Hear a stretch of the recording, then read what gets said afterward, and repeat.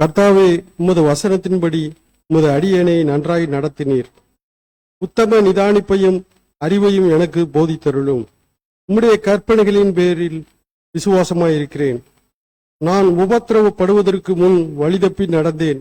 இப்பொழுதோ உம்முடைய வார்த்தையை காத்து நடக்கிறேன்.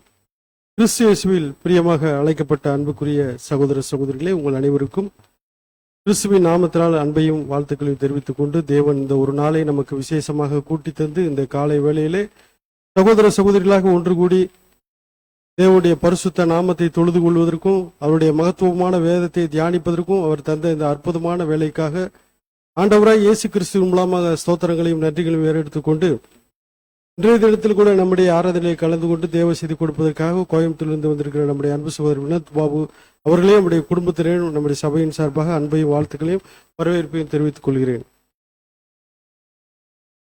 இன்றைய நாளில் கூட நம்முடைய ஆராதனைக்கு ஆரம்பமாக நாம் அனைவரும் எழுந்து நின்று பாடல் எண் 133 பலி செலுத்த வருகிறேன் என்ற பாடலை நாம் அனைவரும் சேர்ந்து பாடுவோம்.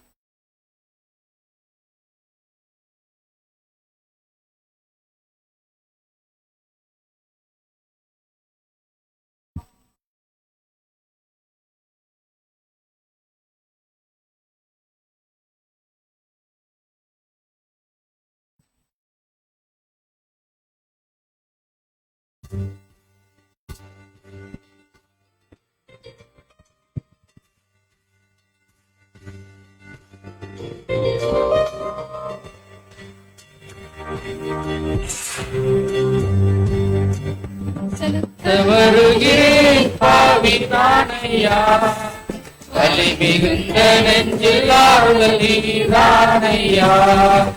வலி செலுத்த வருகிறேன் பாவிதானையா, வலி மிகுந்த நெஞ்சில் ஆறுதல் நீதானையா. நன்றி பலி சோத்த பலி எந்த பலி உமக்கு வேண்டுமையா. நன்றி பலி சோத்திர பலி எந்த பலி உமக்கு வேண்டுமையா. பலி செலுத்த வருகிறேன் பாவிதானையா, வலி மிகுந்த நெஞ்சில் நீதானையா.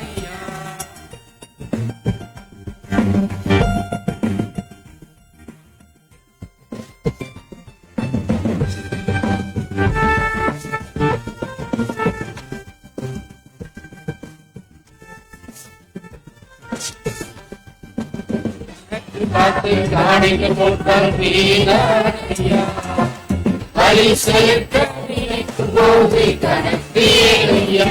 உமக்கு வலி செலுத்த நினைக்கும் போது கணக்கேனையா. கணக்கு பார்த்து காணிக்கு போட்டால் நீதானையா, வலி செலுத்த நினைக்கும் போது கணக்கேனையா. உமக்கு வலி செலுத்த நினைக்கும் போது கணக்கேனையா. நன்றி பலி ஸ்தோத்திர பலி எந்த பலி உமக்கு வேண்டுமையா. நன்றி பலி ஸ்தோத்திர பலி எந்த பலி உமக்கு வேண்டுமையா. பலி செலுத்த வருகிறேன் பாவிதானையா, வலி மிகுந்த நெஞ்சில் ஆறுதல் நீதானையா.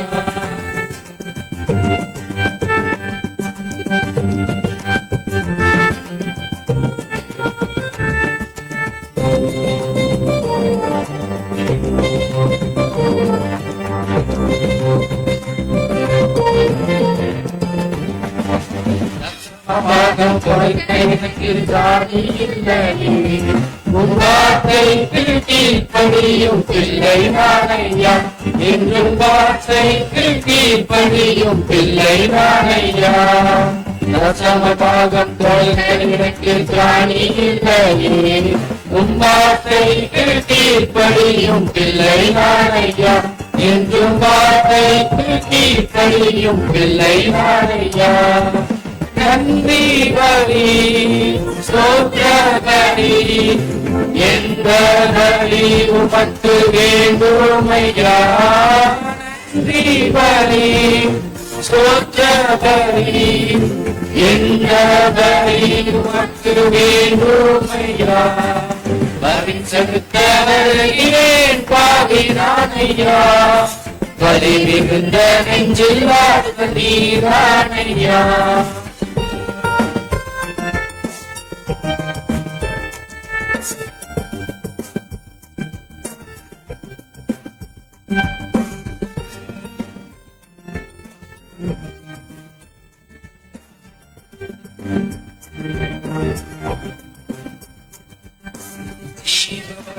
கொடுக்கின்றேன் நான் கிறிஸ்துவை போல பாவி பலியை ஏற்றுக்கொண்டு கிருபை தாருமையா இந்த பாவி பலியை ஏற்றுக்கொண்டு கிருபை தாருமையா ஜீவ பலியாய் கொடுக்கின்றேன் நான் கிறிஸ்துவை போல பாவி பலியை ஏற்றுக்கொண்டு கிருபை தாருமையா இந்த பாவி பலியை ஏற்றுக்கொண்டு கிருபை தாருமையா நன்றி பலி ஸ்தோத்திர பலி எந்த பலி உமக்கு வேண்டுமையா நன்றி பலி ஸ்தோத்திர பலி எந்த பலி உமக்கு வேண்டுமையா பலி செலுத்த வருகிறேன் பாவினானையா பலி மிகுந்த நெஞ்சில் வாழ்ந்த நீதானையா பலி செலுத்த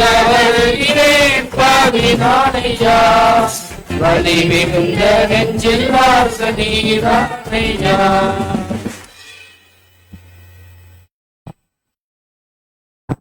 இந்த ஆராதனைக்கு ஆரம்பமாக நம்முடைய அன்பு சகோதரர் ராஜசேகர் நம்மை ஜெபத்தில் வழிநடத்துவார்கள்.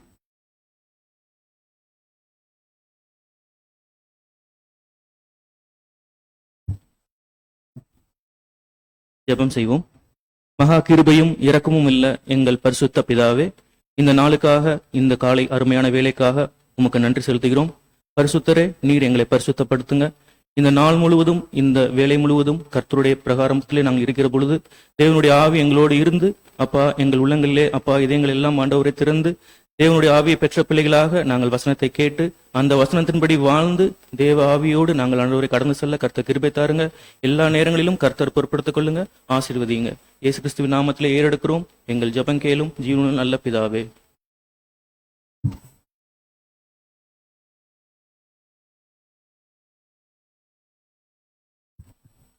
நம்முடைய விசுவாச பிரமாணத்தை சகோதரர் சாம் அவர்கள் நம்முடைய வாசிப்பார்.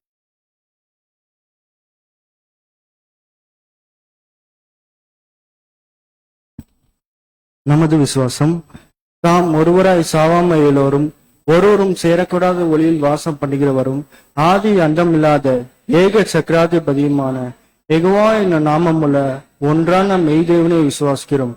அவருடைய ஒரே பேரான குமாரனும் நம்முடைய கர்த்தரும் இரட்சகருமான இயேசு கிறிஸ்துவும் விசுவாசிக்கிறோம். இவர் அதர்சனமான தேவனுடைய தற்சரூபமும் சர்வ சிருஷ்டிக்கும் முந்தின பெயருமானவர். தேவன் இவரை கொண்டும் இவருக்கென்றும் உலகெல்லாம் உண்டாக்கி இவரே சர்வத்துக்கும் சுதந்திரமாக நியமித்தார். எல்லாம் இவருக்குள் நிலை நிற்க என்றும் விசுவாசிக்கிறோம்.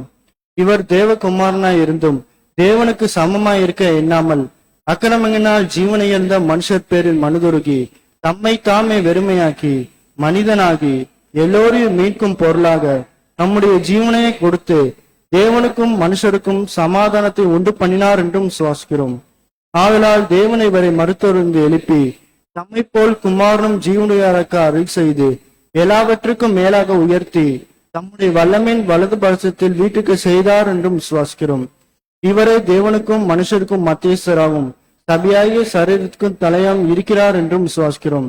இவர் பரலோகத்துக்கு ஏறி தாம் வாக்குத்தத்தம் பண்ணின உன்னத்திலிருந்து வரும் பலனாகிய பரிசுத்த ஆவியை விசுவாச அடங்கிய சபைக்கு அருளி தேவ சித்தத்தை அவளுக்கு வெளிப்படுத்தி பலியின் ஜீவித்தில் அவர்களை நடத்தி வருகிறார் என்றும் விசுவாசிக்கிறோம்.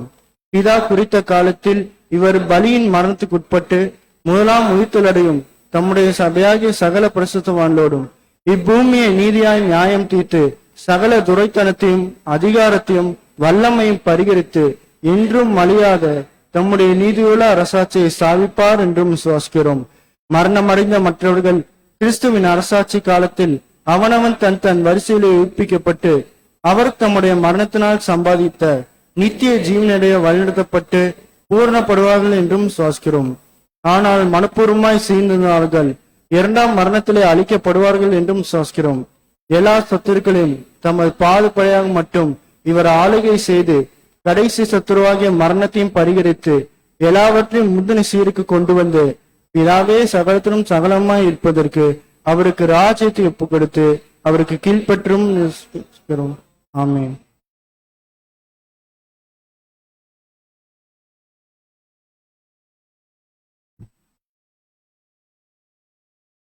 இன்றைய நாளுக்குரிய பரலோகம் மன்னாவே சகோதரர் சம்பத் அவர்கள் நம்முடைய வாசிப்பார்கள். அதைத் தொடர்ந்து காலை தீர்மானத்தை சகோதரர் பிச்சைக்குமார் அவர்கள் நம்முடைய வாசிப்பார்.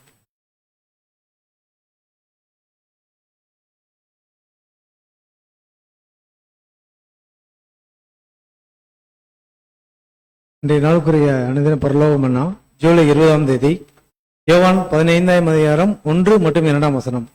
நான் மெய்யான திராட்சை செடி, என் பிதா திராட்சை தோட்டக்காரர். என்னில் கனி கொடுக்கிற கொடி எதுவோ அது அதிக கனிகளை கொடுக்கும்படி அதை சுத்தம் பண்ணுகிறார். வசனத்துக்குரிய விளக்கம்: ஒப்பு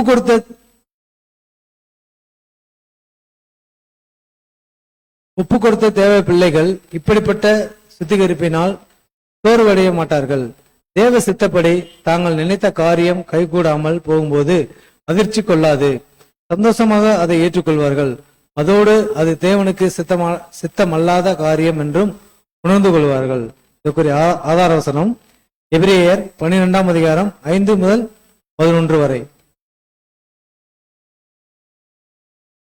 எபிரேயர் 12ஆம் அதிகாரம் வசனம் 5 முதல். அன்றியும் என் மகனே, கர்த்தருடைய சிச்சையை அற்பமாய் எண்ணாதே, அவரால் கடிந்து கொள்ளப்படும் போது சோர்ந்து போகாதே. கர்த்தர் எவனிடத்தில் அன்பு கூறுகிறாரோ அவனை அவர் சிட்சித்து தாம் சேர்த்து கொள்கிறார். எந்த மகனையும் தண்டிக்கிறார் என்று பிள்ளைகளுக்கு சொல்லுகிறது போல உங்களுக்கு சொல்லுகிற புத்திமதியை மறந்தீர்கள். நீங்கள் சிச்சையை சகிக்கிறவர்களாயிருந்தால் தேவன் உங்களை புத்திரராக எண்ணி நடத்துகிறார். தகப்பன் சிச்சையாத புத்திரன் உண்டோ? எல்லாருக்கும் கிடைக்கும் சிச்சை உங்களுக்கும் கிடையாதிருந்தால் நீங்கள் புத்திரராயிராமல் வீசி பிள்ளைகளாயிருப்பீர்களே. அன்றியும் நம்முடைய சரீரத்தின் தகப்பன்மார் நம்மை சிட்சிக்கும் போது அவர்களுக்கு நாம் அஞ்சி நடந்திருக்க, நாம் பிழைத்திருக்கத்தக்கதாக ஆவிகளின் பிதாவுக்கு வெகு அதிகமாய் அடங்கி நடந்து கொள்ள வேண்டும். அவர்கள் தங்களுக்கு நலம் என்று தோன்றினபடி கொஞ்ச காலம் சிட்சித்தார்கள். இவரோ தம்முடைய பரிசுத்தத்துக்கு நாம் பங்குள்ளவர்களாகும் பொருட்டு நம்முடைய பிரயோஜனத்துக்காகவே நம்மை சிட்சிக்கிறார். எந்த சிச்சையும் தற்காலத்தில் சந்தோஷமாய் காணாமல் துக்கமாய் காணும். ஆகிலும் பிற்காலத்தில் அதில் பழகினவர்களுக்கு அது நீதியான சமாதானமாக பலனை தரும். வெளிப்படுத்தின விசேஷம் 3ஆம் அதிகாரம் 19ஆம் வசனம்.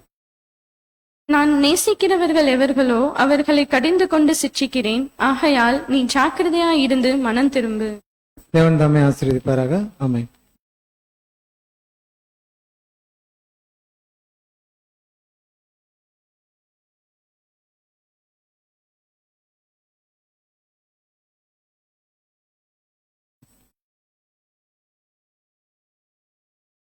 காலை தியானம் மத்தேயு 5ஆம் அதிகாரம் 1 முதல் 16. அவர் திரளான ஜனங்களை கண்டு மலையின் மேல் ஏறினார். அவர் உட்கார்ந்த பொழுது அவருடைய சீசர்கள் அவரிடத்தில் வந்தார்கள். அப்பொழுது அவர் தமது வாயை திறந்து அவர்களுக்கு உபதேசித்து சொன்னது என்னவென்றால், ஆவியில் எளிமை உள்ளவர்கள் பாக்கியவான்கள், பரலோக ராஜ்யம் அவர்களுடையது. துயரப்படுகிறவர்கள் பாக்கியவான்கள், அவர்கள் ஆறுதல் அடைவார்கள். சாந்த குணம் உள்ளவர்கள் பாக்கியவான்கள், அவர்கள் பூமியை சுதந்தரித்துக் கொள்வார்கள். நீதியின் மேல் பசிதாகம் உள்ளவர்கள் பாக்கியவான்கள், அவர்கள் திருப்தி அடைவார்கள். இரக்கமுள்ளவர்கள் பாக்கியவான்கள், அவர்கள் இரக்கம் பெறுவார்கள். இருதயத்தில் சுத்தமுள்ளவர்கள் பாக்கியவான்கள், அவர்கள் தேவனை தரிசிப்பார்கள். சமாதானம் பண்ணுகிறவர்கள் பாக்கியவான்கள், அவர்கள் தேவனுடைய புத்திரர் எனப்படுவார்கள். நீதி நிமித்தம் துன்பப்படுகிறவர்கள் பாக்கியவான்கள், பரலோக ராஜ்யம் அவர்களுடையது. என் நிமித்தம் உங்களை நிந்தித்து துன்பப்படுத்தி பலவித தீமையான மொழிகளையும் உங்கள் பேரில் பொய்யாய் சொல்வார்களானால் பாக்கியவான்களாய் இருப்பீர்கள். சந்தோஷப்பட்டு களிகூறுங்கள், பரலோகத்தில் உங்கள் பலன் மிகுதியாயிருக்கும். உங்களுக்கு முன்னிருந்த தீர்க்கதரிசிகளையும் அப்படியே துன்பப்படுத்தினார்களே. நீங்கள் பூமிக்கு உப்பாயிருக்கிறீர்கள். உப்பானது சாரமற்று போனால் எதனால் சாரமாக்கப்படும்? வெளியே கொட்டப்படுவதற்கும் மனுஷரால் மிதிக்கப்படுவதற்குமே ஒழிய வேறொன்றுக்கும் உதவாது. நீங்கள் உலகத்துக்கு வெளிச்சமாயிருக்கிறீர்கள். மலையின் மேல் இருக்கிற பட்டணம் மறைந்திருக்க மாட்டாது. விளக்கை கொளுத்தி மரக்காலால் மூடி வைக்காமல் விளக்கு தண்டின் மேல் வைப்பார்கள். அப்பொழுது அது வீட்டிலுள்ள யாவருக்கும் வெளிச்சம் கொடுக்கும். இவ்விதமாய் மனுஷர் உங்கள் நற்கிரிகளை கண்டு பரலோகத்தில் இருக்கிற உங்கள் பிதாவை மகிமைப்படுத்தும்படி உங்கள் வெளிச்சம் அவர்கள் முன்பாக பிரகாசிக்க கெடுவது என்பதே. ஆமென்.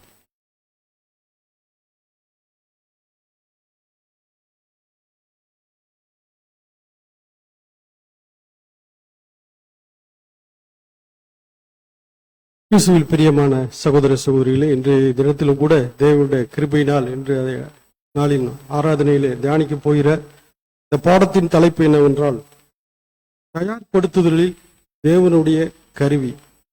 தயார்படுத்துதலில் தேவனுடைய கருவி என்ற தலைப்பிலே தேவ செய்தி கொடுக்கும்படி சகோதரர் வினோத் பாபு அவர்களை உங்கள் அனைவர் சார்பாக அன்போடு அழைக்கிறேன்.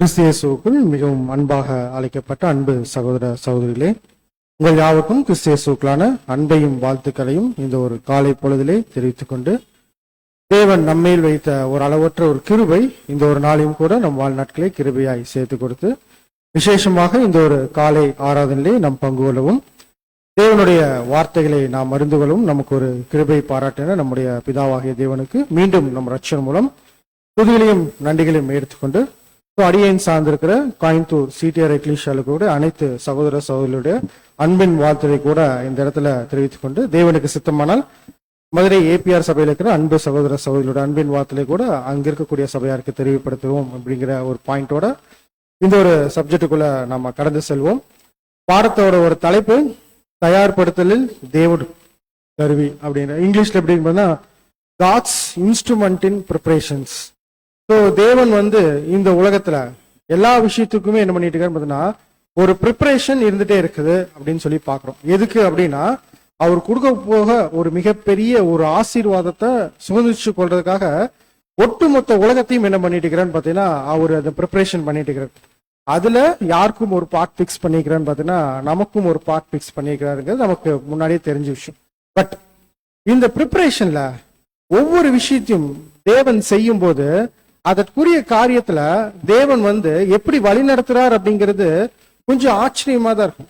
உண்மையாவே யோசிச்சு பாருங்களேன், இன்னைக்கு உலகத்துல இருக்கக்கூடிய எல்லா மனுஷங்களுக்கும் அவங்க வாழ்க்கையில நடக்கக்கூடிய விஷயத்துக்கும் இந்த உலகத்துக்குரிய விஷயத்துக்கும் இல்ல வேற எந்த ஒரு காரியத்துக்கும் பார்க்கும்போது அவங்களுக்கு இது ரொம்ப பிரமிப்பா இருக்கும்.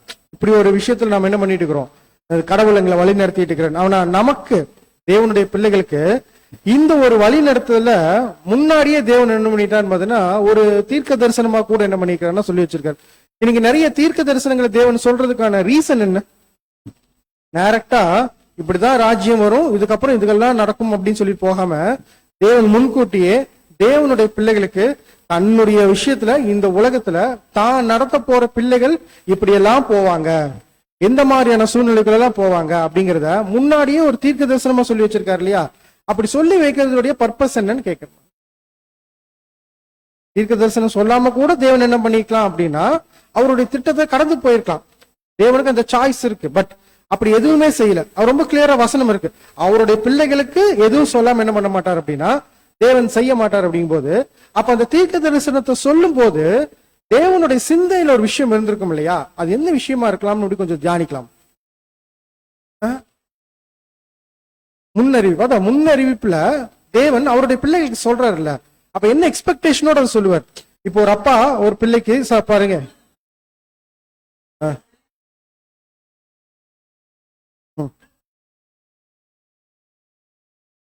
சகோதரி ஒரு பாயிண்ட் என்ன சொல்லிக்கிறான்னு பார்த்தீங்கன்னா முன்னாடியே எல்லா விஷயத்தையும் சொல்லும் போது அதை ஃபேஸ் பண்றதுக்கு ரெடியா இருப்பாங்க.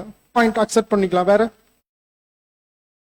தேவனுடைய இரக்கத்தை என்ன பண்றோம்னு பார்த்தீங்கன்னா நம்ம கவனிக்கிறோம். வேற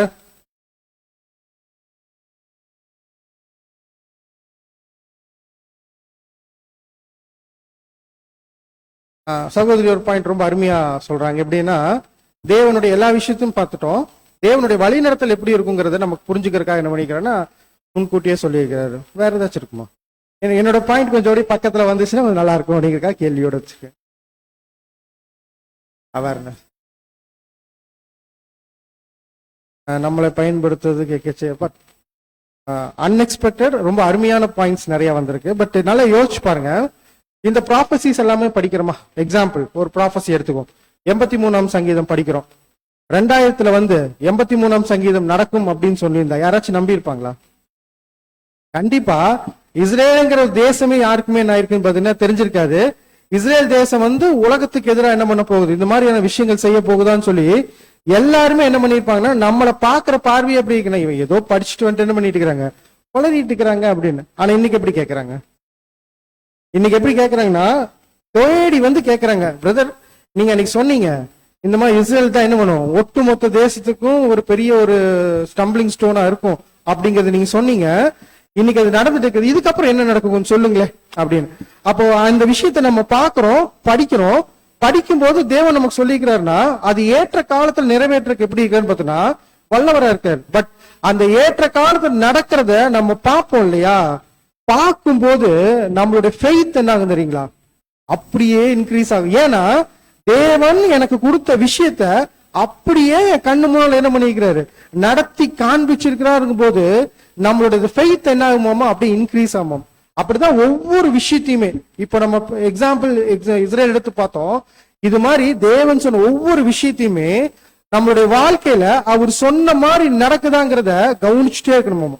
அப்படி கவனிச்சுட்டே இருக்கிறோம் அப்படின்னா நம்மளோட ஃபெய்த் என்ன ஆயிட்டே இருக்கும் அப்படின்னு பார்த்தீங்கன்னா இன்க்ரீஸ் ஆயிட்டே இருக்கும். ஏன் ஃபெய்த் இன்க்ரீஸ் ஆகும் அப்படின்னா, அப்படி ஃபெய்த் இன்க்ரீஸ் ஆகும்போது நம்மளுடைய ஜீல் இன்க்ரீஸ் ஆகும். நம்மளுடைய ஜீல் இன்க்ரீஸ் ஆகும்போது இன்னும் தேவன் என்ன விஷயத்த நமக்கு கொடுக்க போறாருங்கிற அந்த விஷயத்தை நோக்கி நம்மளுடைய ஒட்டுமொத்த சிந்தையும் என்ன பண்ணுவோம் அப்படின்னு பாத்தீங்கன்னா திருப்புவோம். தேவன் இன்னும் ஆச்சரியமான விஷயங்கள் என்ன பண்ணுவார் பார்த்தீங்கன்னா நமக்கு காண்பிப்பார். பட் இதெல்லாம் இப்படி இருக்கும்போது நம்மளுடைய வாழ்க்கையில நம்ம எல்லாத்துக்குமே பிளான் போட்டோம். இப்ப தயார்படுத்துதல் அப்படிங்கும் போது அது என்ன அப்படின்னு பாக்கணும்னா ஒரு பிளான் இல்லையா? இப்ப நமக்கு ஒரு பிளான் இருக்குமா? காலையில் எந்திரிச்சதுல இருந்து என்ன பண்றோம், ஒரு பிளான் போடுறோம். காலையில் எந்திரிச்சு என்ன பிளான் பண்ணுவோம், நைட்டு தூங்க போகும்போதே பிளான் பண்ணுவோம், காலையில் எத்தனை மணிக்கு எந்திரிக்கணும் அப்படிங்கறது ஒரு பிளான்.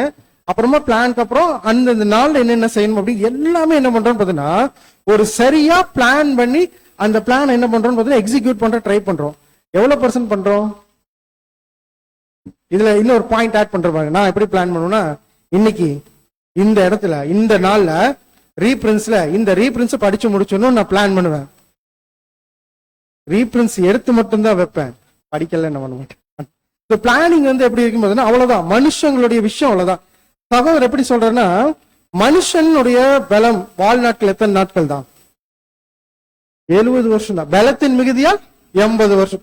அப்ப அந்த 80 இயர்ஸ் லைஃப்ல ஒரு மனுஷன் தன்னுடைய விஷயங்களுக்குள்ள நிறைய பிளான் பண்றான். எக்ஸாம்பிள் கேரியர் ஆஸ்பிரேஷன், நான் என்ன படிக்கணும், எந்த மாதிரியான வேலைக்கு போகணும், நான் என்ன மாதிரி விஷயத்துக்குள்ள இருக்கணும், நான் வீடு வாங்கணும், இது எல்லாத்துக்குமே என்ன பண்றான்னு பாத்தீங்கன்னா இந்த 70 வருஷத்துக்குள்ள ஒரு பிளான் பண்றான்.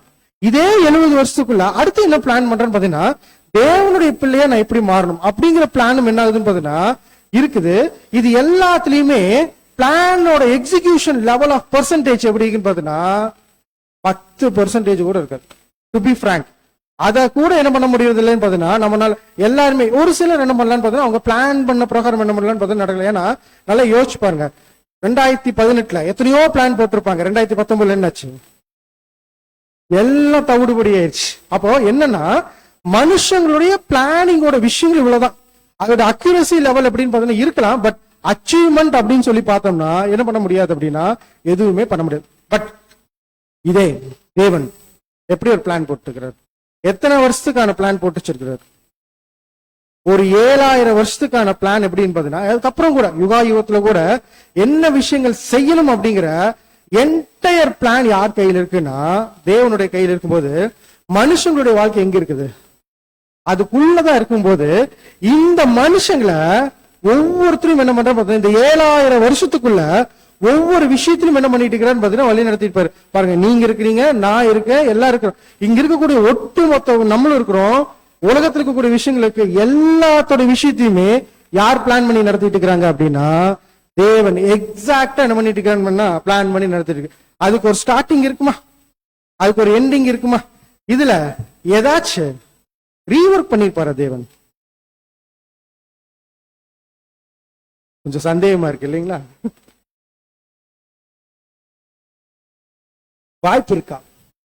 கண்டிப்பா என்ன பார்த்தீங்கன்னா வாய்ப்பு. நமக்கு வேணா என்ன ஆகும் பார்த்தீங்கன்னா, ஒரு பிளான் பண்ணுவோம், எக்ஸிக்யூட் பண்ணுவோம், அந்த பிளானை சேஞ்ச் பண்ணுவோம். பட் தேவன் என்னைக்குமே என்ன பண்றது இல்லையாமா? இப்ப இதே அதே 83ஆம் சங்கீதத்தை எடுப்போம். 2015 என்ன சொன்னாங்க அப்படின்னா, 83ஆம் சங்கீதம் நிறைவேறி முடிஞ்சிருச்சு, அவ்வளவுதான், இன்னும் கொஞ்ச நாள் என்ன ஆயிரும், இஸ்ரேல் ஃப்ரீ ஆயிருவாங்க. இன்ன வரைக்கும் என்ன ஆகல, இஸ்ரேல் ஃப்ரீ ஆகல. அப்போ இந்த பாயிண்ட்ல நம்ம என்ன சொல்ல போறோம் அப்படின்னு பார்க்கும்போது, தேவன் அவருடைய விஷயத்த கொண்டு போயிட்டே இருக்கிறாரு, அழகா கொண்டு போயிட்டே இருக்கிறாரு. இதை முன்னாடியே நமக்கு சொல்லிட்டாரு. இது நம்ம என்ன பண்றோம் அப்படின்னு பாத்தீங்கன்னா, அவரோட திட்டத்தோட கம்பேர் பண்ணி பார்த்துட்டே இருக்கிறோம். நம்மனால அந்த திட்டத்துல எவ்வளவு பெர்சன்டேஜ் புரிஞ்சுக்க முடியும்? 1%, 2%?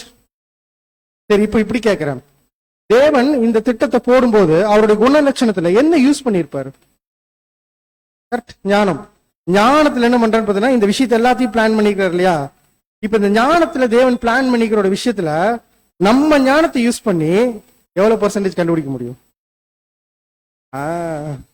ஒண்ணும் இல்ல. யோகிட்ட கேட்கிற கேள்விக்கான பதில நம்ம இன்னுமே என்ன பண்ண முடியலன்னு பாத்தீங்கன்னா, கண்டுபிடிக்க முடியலங்கும் போது, தேவன் அவரோட விஷயத்த பெர்ஃபெக்டா என்ன பண்ணிட்டு இருக்கிறாருன்னா கொண்டு போயிட்டு இருக்கிறார். அதுல ஒரு கிளிம்ஸ் தான் என்ன பண்ணிக்கிறான்னு நம்ம காமிச்சிருக்கிறார்.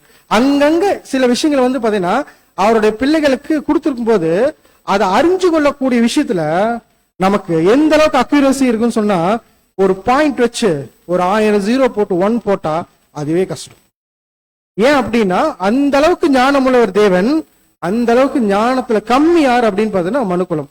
அப்ப எந்த விஷயத்தையுமே நம்ம பைபிள்ல படிச்சு ஒரு ப்ராபஸியோ இல்ல எந்த விஷயத்தையும் சொல்றோம்னு வச்சுங்களேன், அந்த சொல்லும் போது சொல்றதை எவ்வளவு ஸ்ட்ராங்கா சொல்லலாம், உறுதியா விசுவாசிக்கலாம். பட் அந்த உறுதியா விசுவாசிக்கும் போது தேவன் எந்த அளவுக்கு க்ளோஸா கொண்டு வருவாங்க நம்ம கண்ணுல கூட பார்க்கலாம். எக்ஸாம்பிள் 83ஆம் சங்கீதம். பட் எதையுமே எதமா சொல்லிட முடியாது, ஸ்ட்ராங்கா நம்மளால என்ன பண்ண முடியாதுன்னு பாத்தீங்கன்னா எடுத்து வைக்க முடியாது. ஏன்னா தேவனை புரிஞ்சுக்க கூடிய ஒரு விஷயம் நமக்குள்ள என்ன ரொம்ப ரொம்ப ரொம்ப கம்மி. அவரு ஒரு விஷயத்தை செஞ்சு முடிச்சதுக்கு அப்புறம், ஓ தேவன் என்ன பண்ணிக்கிறாரு, நான் இப்படி நினைச்சிட்டு இருந்தேன், இன்னும் வேற விதமா என்ன பண்ணிக்கிறேன்னு பாத்தீங்கன்னா தேவன் வழி நடத்தி இருக்கிறாருங்கிற ஒரு விஷயத்துக்குள்ள சரியா கொண்டு. இப்ப இப்படி அடுத்த ஒரு பாயிண்ட் பாக்குறோம்னா, அது கரெக்டா இருக்குமா, நாம யோசிக்கிறது கரெக்டா இருக்குமா? கண்டிப்பா சொல்லலாம், தேவனுடைய வழி நடத்தல் தான் 1000 இல்ல 10,000 டைம்ஸ் பெர்ஃபெக்டா இருக்கும். அப்ப 10,000 டைம்ஸ் பெர்ஃபெக்டா செஞ்சுட்டு இருக்கிறவருடைய விஷயத்தை புரிஞ்சுக்கிறதுக்கு நம்ம என்ன பண்றோம் பாத்தீங்கன்னா ட்ரை பண்றோம். அதுதான் பாத்தீங்கன்னா நம்முடைய மூத்த சகோதரர் ரசல் அவர்கள் எழுதியிருப்பாங்க, படிக்கலாம் பாருங்க. அவரது சித்தத்தின்படி செய்கிறார். அவர் ஆரம்பம் முதல் முடிவு வரை அறிந்தவராயிருக்கிறார் என்பதும், இவரது சொந்த சித்தத்தின் யோசனைப்படி அவர் அனைத்து காரியங்களையும் செய்கிறார் என்பது உறுதியானது என்பது அவரது ஜனங்களுக்கு ஒரு ஆறுதலாக இருக்கிறது. தெய்வீக சித்தம் எப்போதும் நன்மையானதாக, நீதியானதாக, ஞானமானதாக மற்றும் அன்பானதாக இருக்கிறது என்பதை வேதமானவர்கள் கற்றுக்கொண்டிருக்கிறதுக்கு ஏற்றபடி அவர்கள் ஆசிர்வதிக்கப்பட்டு கொண்டிருக்கிறார்கள். ரொம்ப கிளியரா ஒரு என்ன பண்ற ஒரு அவுட்லைன் கொடுத்துட்டார். இப்ப தேவன் அவருடைய திட்டத்துக்குள்ள என்ன இருக்குன்னு பாத்தீங்கன்னா, நன்மை இருக்கும், நீதி இருக்கும், ஞானம். இதை மிங்கிள் பண்ணி தான் என்ன பண்ணிக்கிறான்னு பாத்தீங்கன்னா அவருடைய திட்டத்தை வழி நடத்தி இருக்கிறார். பட் இந்த திட்டத்தை நம்ம புரிஞ்சுக்கணும் இல்லையா? எந்த அளவுக்கு நம்மளோட லைஃப்ல புரிஞ்சுக்கிறோம்? எக்ஸாக்டா பர்சன்டேஜ் க்ளோஸா போனா 1% எதுவுமே என்ன பண்ண முடியாது அப்படின்னு பாத்தீங்கன்னா நம்மளால சரியா புரிஞ்சு முடியும். அப்ப இது எப்படி நம்ம பார்க்கலாம் அப்படிங்கும்போது ஒரு எக்ஸாம்பிள் எடுத்து வைக்கிறார் பாருங்க. உங்களுக்கு நான் என்ன சொல்றேன் அப்படின்னா, இப்ப தேவனுடைய வழி நடத்தல நம்மளால அந்த அளவுக்கு க்ளோஸா புரிஞ்சுக்க முடியாது அப்படிங்கும் போது, ஒரு சகோதரனுடைய வாழ்க்கையை எடுத்து நான் உங்களுக்கு காமிக்கிறேன். அவருடைய வாழ்க்கையை நீங்க கவனிங்க. அந்த வாழ்க்கையை கவனிச்சு அவருடைய எப்படி நான் வழி நடத்திருக்கேங்கிற பாருங்க. அந்த வழி நடத்தல அநேக விஷயங்கள் இப்ப யாரு கவனிச்சிருக்காங்க அப்படின்னா, அந்த சகோதரன் பெற்றுக்கொண்டாரு. அதை பார்த்து நீங்க என்ன பண்ணிக்கீங்க அப்படின்னா தெரிஞ்சுக்கீங்கன்னு சொல்லிட்டு யாருடைய வாழ்க்கையை எடுத்து வைக்கிறார் அப்படின்னா மோசே. ஸோ இதுக்கப்புறம் எப்படி பார்க்க போறோம் அப்படின்னா, ஸோ நமக்கு ஓவர்லைன் அவுட்லைன் எப்படி சொல்லிக்கிறோம்னா, தேவனுடைய வழி நடத்தல புரிஞ்சுக்கணும். தேவனுடைய வழி நடத்தல் எப்படிங்கிறது புரிஞ்சுக்கணும். அதை நம்மளால என்ன பண்ண முடியாதுன்னு பார்த்தீங்கன்னா, நம்மளோட லைஃப்ல அவ்வளவு ஈஸியா என்ன பண்ண முடியாதுன்னு பார்த்தீங்கன்னா கிராஸ் பண்ண முடியாது. பட் நம்ம ஈஸியா புரிஞ்சுக்கணும் அப்படின்னா இன்னும் அதிகமா என்ன பண்ணணும், தேவனுடைய விஷயங்களை தெரிஞ்சுக்கணும். அப்போ ஒருத்தருடைய லைஃபை எதுக்கு எழுதி வச்சிருக்காரு அப்படின்னா, இவரோட லைஃபை திஷ்டாந்தம் யார் சொல்லிட்டாங்க அப்படின்னா பவுல் சொல்லிட்டார். அப்ப அந்த திஷ்டாந்தத்தை நம்ம கவனிக்கும் போது இந்த மாதிரி தான் யாருடைய வழிநடத்தலும் இருக்கணும், நம்மளுடைய வாழ்க்கையில ஒரு சில வழிநடத்தலும் இருக்கும். அப்ப அதை நம்ம புரிஞ்சுக்கணும் இல்லையா, நம்மளுடைய வாழ்க்கையில தேவனுக்கு பிரியமா நாம எப்படி மாறுறது, இன்னும் அந்த ஒரு ஃபெய்த்ல ஜீல்ல அதிகமா ஓடணும்னா இன்னும் பெட்டரான அண்டர்ஸ்டாண்டிங் யார் மேல வேணும் அப்படின்னா தேவன் மேல வேணும். அதை நம்ம புரிஞ்சுக்கிறதுக்கு யாரோட லைஃப் எடுத்திருக்கிறோம் அப்படின்னு பாத்தீங்கன்னா மோசேவோட லைஃப் எடுத்திருக்கோம். சோ அப்ப மோசேவோட லைஃப் அப்படிங்கிறது வந்து பாத்தீங்கன்னா நம்ம சண்டே கிளாஸ்ல இருந்து என்ன பண்ணிருப்போம், ஒருவேளை பைபிள் ஸ்டூடெண்ட் இருந்தோம்னா படிச்சிருப்போம். மோசேங்கிற யார் அப்படின்னா ஒரு மிகப்பெரிய ஒரு தீர்க்கதரிசி, இன்னொன்னு வந்து பாத்தீங்கன்னா தேவனுக்கு பிரியமான ஒரு மனுஷன். பட் இந்த மனுஷனுடைய பிறப்பு எப்படி இருந்துச்சு அப்படின்னா ரொம்ப வித்தியாசமான பிறப்பு. அங்க சூழ்நிலை எப்படி இருந்துச்சு அப்படின்னா அங்கிருந்து ஆரம்பிக்கிறாரு பாருங்க. நான் செலக்ட் பண்ற ஒரு பர்சனை எப்படி எல்லாம் நான் கொண்டு வந்தேன் அப்படிங்கிறது நீங்க என்ன பண்ணிக்கீங்கன்னா கொஞ்சம் டீப்பா கவனிங்கன்னு சொல்லிட்டு ஃபர்ஸ்ட் அவருடைய பிறப்புல இருந்து ஆரம்பிக்கிறார். அவருடைய பிறப்பு எப்படி இருந்துச்சு, அங்க சூழ்நிலை எப்படி இருந்துச்சு, ரொம்ப அமைதியான சூழ்நிலை. குழந்தை பிறந்தா அழகா வந்து பாத்தீங்கன்னா பராமரிச்சு வளர்த்தி என்ன பண்ணலாம், கொண்டாடலாங்கிற மாதிரியான சூழ்நிலையே இல்ல. எப்படி ஒரு சூழ்நிலை அப்படின்னா ஒட்டுமொத்த தேசத்திலையும் ஒரு சகோதரன், அதாவது ஒரு ஆண் பிள்ளை பிறந்துச்சுன்னா அதை கொல்லக்கூடிய ஒரு சூழ்நிலை. அந்த சூழ்நிலையில இப்ப யார் பிறக்கிறாங்க, மோசே பிறக்கிறாரு. இவர் யாரால தேர்ந்தெடுக்கப்பட்டவர், தேவனால முன்கூட்டி என்ன பண்ணான்னு பார்த்தீங்கன்னா தேர்ந்தெடுக்கப்பட்டவர். அதனாலதான் என்ன பண்றேன்னா அங்கிருந்து யாரை ப்ரிப்பேர் பண்றாங்க அப்படின்னா மோசேவை ப்ரிப்பேர் பண்றாரு. கரெக்டா அவர் பிறக்கிறாரு. 3 மாசம் யாருடைய கண்ட்ரோல் இருக்கிறாங்க, அவங்க அம்மாவுடைய கண்ட்ரோல் இருக்கிறாங்க. இப்ப அவங்க அம்மானால என்ன பண்ண முடியல, பார்க்க முடியாது. இதுக்கப்புறம் இந்த குழந்தைய தேவன் பார்த்துக்கிட்டும்பா அப்படின்னு சொல்லிட்டு கொண்டு போய் தண்ணியில வச்சு என்ன பண்ணிட்டாங்கன்னா நதியில விட்டாங்க. அப்படியே நேரா குழந்தை அப்படியே போகுது. யார் கைக்கு போய் சேர்ந்துச்சு, பார்வோனுடைய குமார்த்தி. இருங்க, எனக்கு இது ரொம்ப இந்த சப்ஜெக்ட் ஃபர்ஸ்ட் எடுக்கும் போது ரொம்ப திணறுச்சு. திரும்ப சொல்றேன், பார்வோனுடைய பொண்ணு, கரெக்ட் தானே, பொண்ணு குளிச்சுட்டு இருக்கிறாங்க. அவங்க கிட்ட போய் என்ன நிக்குது பார்த்தீங்கன்னா இந்த குழந்தை நிக்குது. எடுத்து பாக்குறாங்க. எடுத்து பார்த்தோன்னு என்ன பாக்குறாங்க, தெரிஞ்சிருச்சு அவங்களுக்கு இது யாருடைய குழந்தை, எபிரேயர்களுடைய குழந்தை நினைச்சுன்னா தெரிஞ்சாச்சு. இப்ப என்ன பண்ண எடுத்தவங்க, கொல்லணும் இல்ல, ஆனா கொல்லல. பார்த்தோன்னு ஆயிட்டாங்க. அந்த குழந்தையோட அழகு என்ன பண்ணிடுச்சு, அவங்களை கவர் பண்ணிடுச்சு. அழகை கவர் பண்ணி இந்த குழந்தை நாமளே ஏன் வளர்த்தக்கூடாது அப்படின்னு சொல்லிட்டு நேரா எடுத்துட்டு எங்க போறாங்கன்னு பாத்தீங்கன்னா வீட்டுக்கு போகணும்னு நினைக்கிறாங்க. கரெக்டா யார் வராங்க, அந்த மோசேவுடைய அக்கா வராங்க. வந்து என்ன பண்றாங்க, நானே எடுத்துக்கொண்டு என்ன பண்ணப்பா இந்த குழந்தை உங்களுக்கு வளர்த்தி கொடுக்குறேன் அப்படிங்கிறாங்க. படிக்கலாமாங்க, யாத்திராகமம் 2ஆம் அதிகாரம் 9 முதல் 10 வசனங்கள். யாத்திராகமம் 2ஆம் அதிகாரம் வசனம் 9 முதல். பார்வோனுடைய குமாரத்தி அவளை நோக்கி, நீ இந்த பிள்ளையை எடுத்துக்கொண்டு போய் அதை எனக்கு வளர்த்திடு, நான் உனக்கு சம்பளம் கொடுக்கிறேன் என்றாள். அந்த ஸ்திரீ பிள்ளையை எடுத்துக்கொண்டு போய் அதை வளர்த்தாள். பிள்ளை பெரிதான போது அவள் அதை பார்வோனுடைய குமாரத்தியின் இடத்தில் கொண்டு போய் விட்டாள். அவளுக்கு அவன் குமாரனானான். அவள் அவனை ஜலத்தினின்று எடுத்தேன் என்று சொல்லி அவனுக்கு மோசே என்று பெயரிட்டாள். நல்லா கவனிச்சு பாருங்க. இப்ப இந்த அம்மா எடுத்துட்டாங்க இல்லையா குழந்தைய, நேர அரண்மனை கூட்டிட்டு போயிருக்கலாம். கரெக்ட் தானே, நேர அரண்மனை கூட்டிட்டு போயிருக்கலாம், அங்கேயே வச்சு வளர்த்தி இருக்கலாம், எல்லாமே அங்கேயே செஞ்சிருக்கலாம், அவங்களுக்கு எல்லா ஃபெசிலிட்டி எல்லாமே இருந்திருக்கு. பட் இன்னொருத்தங்க கிட்ட கொடுத்து அவங்களுடைய பராமரிப்புல வளர்ந்து ஒரு ஸ்டேஜ் வந்ததுக்கு அப்புறம் யார் கையில கொண்டு போய் கொடுக்குறாங்க அப்படின்னு பாத்தீங்கன்னா பார்வோனுடைய குமார்த்தியோட கையில கொண்டு போய் கொடுக்குறாங்கன்னா இந்த இன்டர்மீடியட் கேப்ல தேவன் என்ன பண்ணிக்கிறாரு, பிளான் பண்ணிக்கிறாரு. அப்ப என்ன பிளான் பண்ணிருப்பாரு அப்படிங்கறத பின்னால என்ன பண்ணுவோம்னு பாத்தீங்கன்னா கவனிப்போம். இப்ப என்ன கவனிக்கிறோம் அப்படின்னு பாத்தீங்கன்னா ஒரு சர்டன் ஸ்டேஜ் வரைக்கும் அந்த குழந்தைக்கு யாருடைய பராமரிப்பே கிடைச்சிருச்சுன்னா அவங்க அம்மாவுடைய பராமரிப்பு என்னாச்சுன்னு பாத்தீங்கன்னா கிடைச்சாச்சு. தேவன் கரெக்டா அப்படியே கைட் பண்ணிட்டே வர்றாரு. அவங்க அம்மாவுடைய பராமரிப்புலேயே வளருது. நிறைய விஷயங்கள் அவங்க சொல்லி கொடுத்தாங்க. ஒரு ஏஜ் வந்ததுக்கு அப்புறம் எங்க கொண்டு விட்டாங்க அப்படின்னு பாத்தீங்கன்னா அந்த பார்வோனுடைய அரண்மனையை கொண்டே விட்டாச்சு. இப்ப அங்க போய் அந்த குழந்தை எப்படி வளர்ந்துருக்கும், இன்னொரு ராஜாவா என்ன இருக்குன்னு பாத்தீங்கன்னா வளர்ந்துருக்கும். ஒரு ராஜா வீட்டுல ஒரு பையன், அடுத்து ராஜாவா வரக்கூடிய ஒரு பையன் எப்படியெல்லாம் வளர்த்தப்படுவானோ அப்படியெல்லாம் இப்ப யார் வளர்ந்துட்டு இருக்கிறா, மோசே வளர்ந்துட்டு இருக்கிற. என்னென்னலாம் செஞ்சிருப்பாங்க அவருக்கு, அடுத்து அவருக்கு சகல சாஸ்திரத்தையும் என்ன பண்ணிக்கிறாங்க, கத்து கொடுத்துருக்காங்க. கரெக்டா மோசே ப்ரிப்பேர் பண்றாரு தேவன். அடுத்து மோசே என்ன பண்ணணும்னா ஒரு மிகப்பெரிய வேலை பண்ணணும். அந்த மிகப்பெரிய வேலை பண்றதுக்கு அவருக்கு தேவையான நாலேஜ் எல்லாமே எங்க கொடுக்குறாருன்னா இந்த இடத்துல பம்ப் பண்றது. ஃபுல்லா இப்ப யார் நாலேஜ் வாங்கிட்டாங்க அப்படின்னா மோசேஸ் ஃபுல் நாலேஜ் வாங்கியாச்சு. ஒரு ராஜாவா இருந்து என்னென்ன விஷயங்கள் செய்யணுமோ எல்லா நாலேஜும் இப்ப யாருக்குள்ள வந்துருச்சு அப்படின்னா மோசைக்குள்ள வந்துருச்சு. இப்ப மோசை வழி நடத்திட்டு போனார் இல்லையா, நல்லா கவனிச்சுப்பாங்க. மோசை வழி நடத்திட்டு போனார்ல, பக்கத்துல இருந்து யாருமே சண்டைக்கு வரலையா? சண்டைக்கு வந்தாங்க.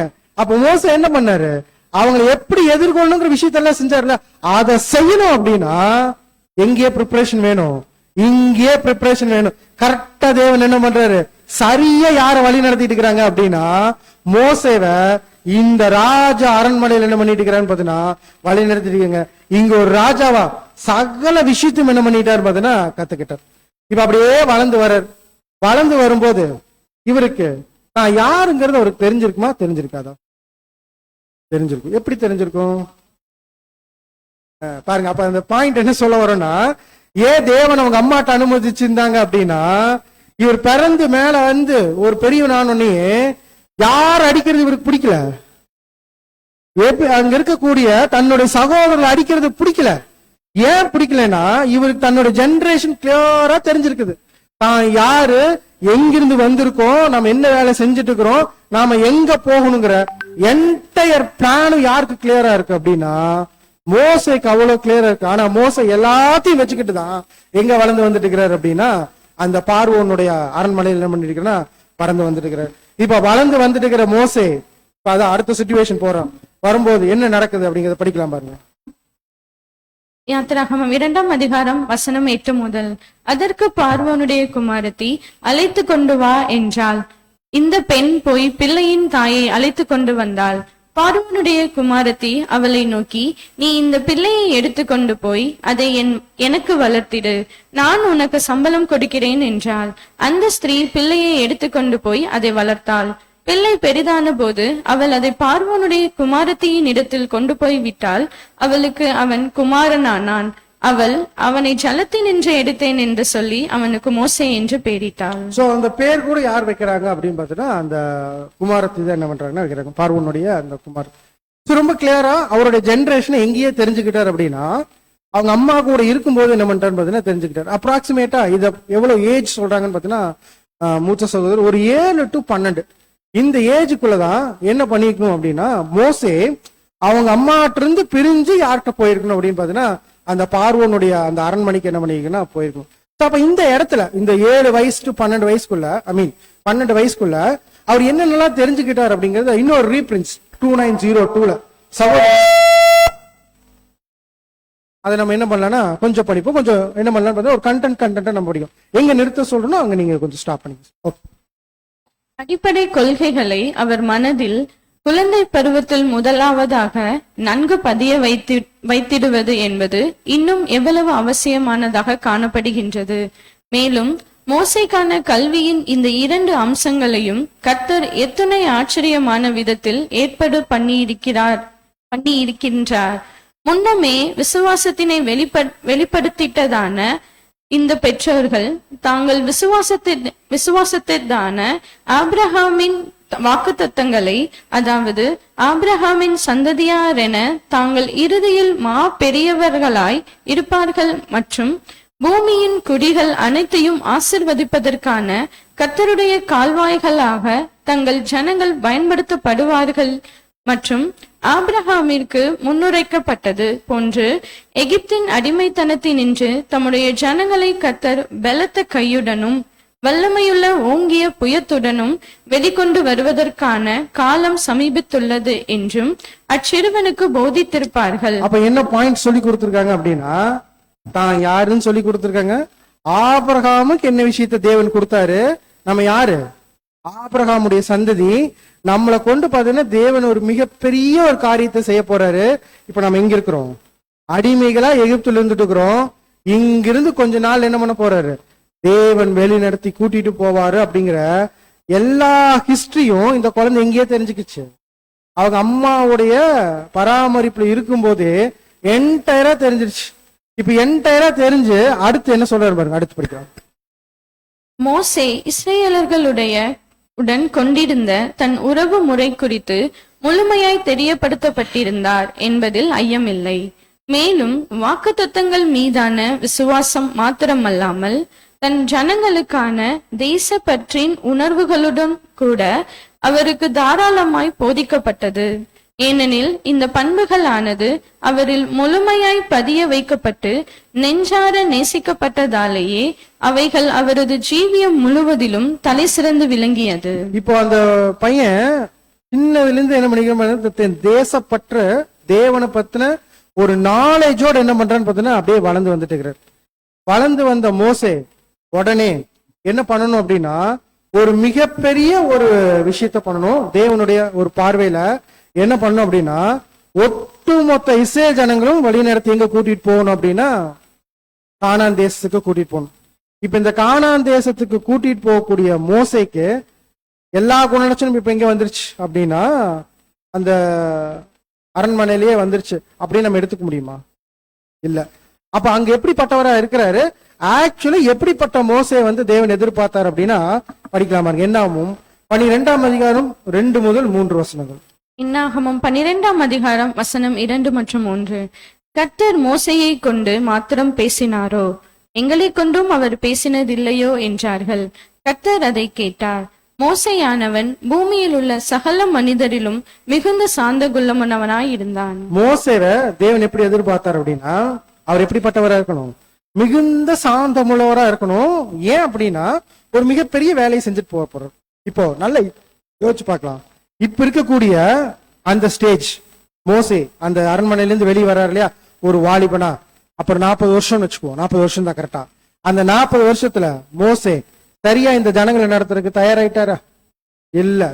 இப்ப அவருக்குள்ள என்ன இருந்துச்சு அப்படின்னா, ஒரு மிகப்பெரிய ஒரு விஷயம் இருந்துச்சு. அது அடுத்து நம்ம பார்க்க போறோம். அப்போ தேவன் எதிர்பார்க்கறது இதுதான். என்ன குணலட்சணம் அப்படின்னா சாந்த குணம். ஏன் சாந்த குணத்தை எதிர்பார்த்தாரு? வேற எல்லா கேரக்டரும் இல்லாம, அவ்வளவுதானா? பாயிண்ட் என்னன்னா அதுதான். ஒருவேளை மோசே அந்த எகிப்தியனை கொல்லுவார் இல்லையா, அந்த கேரக்டர்லயே இருந்திருந்தார் அப்படின்னா யார் மட்டும்தான் போய் சேர்ந்திருப்பா? மோசே மட்டும்தான் போய் சேர்ந்திருப்பாரு. மிச்சவங்க எல்லாம் என்ன பண்ணிருப்பாரு, இவரே கொன்று குவிச்சிருப்பாரு. அந்த அளவுக்கு ஜனங்கள் எப்படிப்பட்டவங்கன்னா ரொம்ப ரொம்ப நல்லவங்க.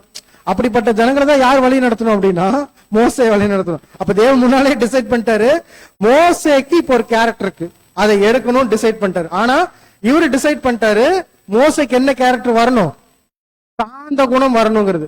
இப்ப மோசே என்ன டிசைட் பண்ணிட்டாருன்னா, 40 வருஷம் வந்தோன்னே அவருக்குள்ள தேசப்பற்று ஜாஸ்தி, தேவனை பத்தின இந்த விஷயங்கள் ஜாஸ்தி ஆயிடுச்சு, எல்லாமே கரெக்டா இருக்கு. இப்ப அடுத்து மோசே தன்னை பத்தி எப்படி நினைச்சிட்டாருன்னா, நான் அதிசயமா என்ன பண்ணப்பட்டிருக்கேன், காப்பாற்றப்பட்டிருக்கேன், எல்லா விதத்தையும் தேவன் என்ன பண்ணிக்கிறேன்னா பயங்கரமா என்ன வந்து வழி நடத்தி கூட்டிட்டு வந்திருக்காரு. இப்ப இந்த ஜனங்களை கூட்டிட்டு போறதுக்கு யாருதான் கரெக்டான ஆளு, நான் தான் கரெக்டான ஆளுங்கிற அந்த ஒரு எண்ணம் யாருக்கு வந்துருச்சுன்னா மோசேக்கு வந்துச்சு. அது ஏன் வந்துச்சு, எப்படி வந்துச்சுங்கிறது அடுத்து என்ன பண்ண போறோம்னா நம்ம கவனிக்க போறோம். ஆனா மோசேக்கு என்ன கேரக்டர் வேணும், சாந்த குணம் வேணும். படிக்கலாம் பாருங்க. அவர் கர்வம் உள்ளவனும் திமிர் பிடித்தவனுமாயிருந்தால் அவரது ஜனங்களை தலைவராக எகிப்தில் இருந்து கானானின் எல்லைக்கு அழைத்து செல்லக்கூடிய கடமைகளுக்கும் பொறுப்புகளுக்கும் அவரை தகுதியற்றவராக ஆக்கியிருக்கும். அந்த 40 வருட மோசேயின் அனுபவத்தை குறிப்பிடுகிற மிகவும் கஷ்டமான வேலையை உலகில் யாரும் பெற்றிருக்க முடியாது. யாத்திரைக்கு முன்னான அவரது 80 வருட அனுபவங்கள் மட்டுமே கடும் சோதனைக்கு அவரை தயார்படுத்தியது என்று நாம் நிச்சயப்படுத்தலாம். இப்ப இந்த 40 வயசுல மோசே எப்படி நிக்கிறாருன்னா பயங்கர எனர்ஜெட்டிக்கா இருக்கிறாரு, பயங்கர போர்ஸ்ஃபுல்லா இருக்கிறாரு, பயங்கர கோபக்காரனா இருக்காரு. இது எல்லாத்தையும் யார்கிட்ட இருந்து எடுக்கணும் அப்படின்னா மோசேட்டு இருந்து எடுக்கணும். இந்த கேரக்டர்ல இருந்துட்டு அப்படியே மோசே வழி நடத்த வச்சா தேவனுக்கு தெரியும் மோசே எல்லாத்தையும் என்ன பண்ணிடுவாரு, ஒன்னே கூட்டுருவாரு. அதனால மோசே இந்த கேரக்டர் என்ன பண்ண முடியாது, வழி நடத்த முடியாது. இப்ப அடுத்த ஒரு ட்ரைனிங். இப்ப மோசேக்குள்ள என்ன கேரக்டர் இருக்குன்னா பாருங்க, அங்க ஒரு எகிப்தியன் யார துன்பப்படுத்துறாங்க, இஸ்ரேலை துன்பப்படுத்தின உடனே யார் கோபம் வந்துருச்சு, மோசே கோபம் வந்து என்ன பண்ணிட்டாரு, கொலை பண்ணிட்டாரு. அப்ப இந்த கொலை குணம் வந்து யார்கிட்ட இருக்க கூடாது அப்படின்னா மோசே கிட்ட இருக்கக்கூடாது. பட் இப்ப மோசையோட கண்டிஷனை கொஞ்சம் அனலைஸ் பண்ணும். இந்த ஸ்டேஜ்ல நிக்கிறாரு இல்லையா, அப்ப மோசையோட கண்டிஷன் எப்படி இருக்குன்னா, யாருடைய மகன், பார்வோனுடைய குமார்த்தியினுடைய மகன். இப்ப அவர் எப்படி இருக்கிறாரு அப்படின்னா அடுத்த ராஜாவா யார் வர்றதுக்கு வாய்ப்பு இருக்கு அப்படின்னா மோசே வர்றதுக்கு வாய்ப்பு இருக்கு. இப்போ மோசே வர்றதுக்கு வாய்ப்பு இருக்கும்போது அவருக்குள்ள எப்படி எல்லாம் எண்ணம் இருந்திருக்கும்னா பயங்கர தைரியமா இருந்திருப்பார். தன்னை என்ன பண்ண முடியாது, யாரும் எதுவும் பண்ண முடியாது. தான் வந்து பாத்தீங்கன்னா பவர்ஃபுல் பர்சனு, எல்லா விஷயத்தையும் செய்யறதுக்கு என்ன இருக்குன்னு பாத்தீங்கன்னா அதிகாரம் இருக்கு அப்படிங்கிற எல்லா விஷயத்தோட அங்க நின்றுட்டு இருக்கும்போது அவருக்கு முன்னாடி 2 சாய்ஸ் இருந்திருக்கும். ஒண்ணு, பார்வோனுடைய அரண்மனையில என்ன ஆயிரலாம், பார்வோனுடைய அந்த பட்டத்துக்கு என்ன பண்ணிடலான்னு பார்த்தோன்னா வந்துடலாம். அந்த சாய்ஸ் யார் கையில் இருக்குது? மோசேயோட கையில் இருக்குது. அடுத்த சாய்ஸ் என்ன இருக்குது? அவங்களோட அடிமைகளா என்ன பண்ணணும், இருக்கணும். இது 2 எது பெட்டரா இருந்திருக்கும் உலக பிரகாரமா சொல்லணும்? அரண்மனையில இருந்து யாராச்சும் வெளியே போவாங்களா? எப்படிப்பட்ட சாப்பாடு எல்லாம் சாப்பிட்டு என்ன பண்ணிக்கலாம், ஜாலியா இருந்திருக்கலாம். பட் மோசே எந்த சாய்ஸ் செலக்ட் பண்ணாரு? அடிமைகளா போறதுக்கு சாய்ஸ் செலக்ட் பண்றேன்னா இங்க கவனிக்க வேண்டிய பாயிண்ட் என்னன்னா, எபிரேயர் ரொம்ப கிளியரா சொல்றாரு, இவ்வளவு செல்வங்கள் இருக்கு, இவ்வளவு செல்வாக்கு இருக்கு, அதை எல்லாத்தையும் யார் பிரியப்படல அப்படின்னா மோசே பிரியப்படல. அது எல்லாத்தையும் தூக்கி போட்டுட்டு தான் எங்க போய் சேரணும்னு நினைக்கிறேன்னா, அடிமைகளா இந்த ஜனங்கள் என்ன பண்ணணும்னு பாத்தீங்கன்னா இருக்கக்கூடியவங்களை வழி நடத்தி கூட்டிட்டு போகணும் போது அவருக்குள்ள அந்த ஆபிரகாமுடைய ப்ராமிஸ் எவ்வளவு ஆழமா போயிருக்குங்கிறத கவனிக்கணும் அப்படிங்கிறது. அதனாலதான் எபிரேயர் ஆசிரியர் படிக்கிறார். படிச்சுட்டு அந்த விஷயத்தோட எக்ஸ்பிளனேஷனை வசனமா கொடுக்கிறாரு. படிக்கலாமா? எபிரேயர் 11ஆம் அதிகாரம் 24 முதல் 26 வசனங்கள். எபிரேயர் 11ஆம் அதிகாரம் வசனம் 24 முதல். விசுவாசத்தினாலே மோசே தான் பெரியவன் ஆனபோது பார்வோனுடைய குமாரத்தியின் மகன் எண்ணப்படுவதை வெறுத்து அநித்தியமான பாவ சந்தோஷங்களை அனுபவிப்பதை பார்க்கிலும் தேவனுடைய ஜனங்களோடே துன்பத்தை அனுபவிப்பதையே தெரிந்து கொண்டு இனி வரும் பலன் மேல் நோக்கமாயிருந்து எகிப்திலுள்ள பொக்கிஷங்களிலும் கிறிஸ்துவின் நிமித்தம் வரும் நிந்தையை அதிக பாக்கியம் என்று எண்ணினான். எப்படி இருந்துட்டு அங்க இவ்வளவு சந்தோஷம் இருக்கு, எல்லாத்தையும் என்ன பண்ணிட்டாரு பாத்தீங்கன்னா, இது எனக்கு வேண்டாம், நான் யார வழி நடத்தி கூட்டிட்டு போகணும்னா எங்க தாத்தா ஆபிரகாம் அவருக்கு என்ன பண்ணிக்கிறாருன்னா தேவன் ஒரு ப்ராமிஸ் கொடுத்திருக்கிறாரு, அந்த ப்ராமிஸை நான் நிறைவேற்றுறதுக்கு எனக்கு ஒரு வாய்ப்பு இருக்கு, இதை நான் செய்யறதுக்கு என்ன பண்றேன்னு பாத்தீங்கன்னா அங்க அவ்வளவு சந்தோஷம் இருந்தாலும் பண்றேன்னா தள்ளிவிட்டு அதை தள்ளிட்டு இப்ப இந்த சாய்ஸ் எடுக்கிறேன்னு சொல்லி என்ன பண்றாராமா, எடுக்கிறாராமா. இந்த வசனத்தை நீங்க நல்லா கவனிச்சீங்கன்னா என்ன பாயிண்ட் வரும்னா 26ஆம் வசனத்தை கவனிங்களேன். கிறிஸ்துவ நிமித்தம் வரும் நிந்தை அப்படின்னு சொல்லி போட்டு. இது எப்படி புரிஞ்சுக்கலாம்? மோசேக்கு எப்படி கிறிஸ்துவ பத்தி தெரியும், அதுவும் இந்த ஏஜ்ல? அப்ப இது எப்படி கம்பேர் பண்றாரு அப்படின்னா, இது நீங்க அப்படியே இதுல படிச்சீங்கன்னா திருவுருவத்துல படிச்சீங்கன்னா எப்படி இருக்குன்னா மேசியா அப்படின்னு சொல்லி. அப்ப எல்லாத்துக்குமே அங்க இருக்கக்கூடிய இஸ்ரேல் ஜனங்கள் எல்லாத்துக்குமே ஆபிரகாமுடைய சந்ததிக்கு என்ன தெரியும்னா மேசியான்னு ஒருத்தர் வர போறாரு, அவர் மூலியமா என்ன பண்ண போறோம்னு பாத்தீங்கன்னா ஒட்டுமொத்த உலகத்துக்கும் ஆசீர்வதிக்கக்கூடிய ஒரு மிகப்பெரிய வாய்ப்பை யார் வச்சிருக்கிறாங்க, தேவன் நமக்கு வச்சிருக்கிறாருங்கிற அந்த ஃபெய்த் ரொம்ப ஸ்ட்ராங்கா இருந்துச்சு. இதே ஃபெய்த் தான் யாருக்குள்ள இருந்துச்சு அப்படின்னா மோசேக்குள்ள இருந்துச்சு. இதே ஃபெய்த்தை வச்சுட்டு என்ன பண்றாரு பாத்தீங்கன்னா அந்த மனுஷன் இவரை டிஸ்டர்ப் பண்றதை பார்த்தோன்னு என்ன பண்ணிட்டாரு, இந்த தேவனுடைய பிள்ளை நீ என்ன பண்ற, டிஸ்டர்ப் பண்றேன்னு சொல்லி போய் அவர் கொலையே செய்யற அளவுக்கு யார் போயிட்டாங்க அப்படின்னா மோசே போயிட்டாங்க. பாருங்க சகோதரர் விஷயத்தை குறிச்சு சொல்றாரு, படிக்கலாம். உலகின் சகல செல்வம் மற்றும் கனங்களை காட்டிலும் தேவனால் ஆபிரகாமிடம் செய்யப்பட்டு ஈசாக்கு மற்றும் யாக்கோவோடு உறுதி பண்ணப்பட்டதும் இன்னும் நிறைவேறுதலுக்காக கொண்டிருக்கிறதுமான வாக்குத்தத்தத்தின் மேல் மோசே விருப்பம் உடையவராக இருந்தார். மோசே அவரது விசுவாசம் மற்றும் உண்மை தன்மையின் சோதனையில் நல்ல விதமாக நிலைத்து நின்றார்.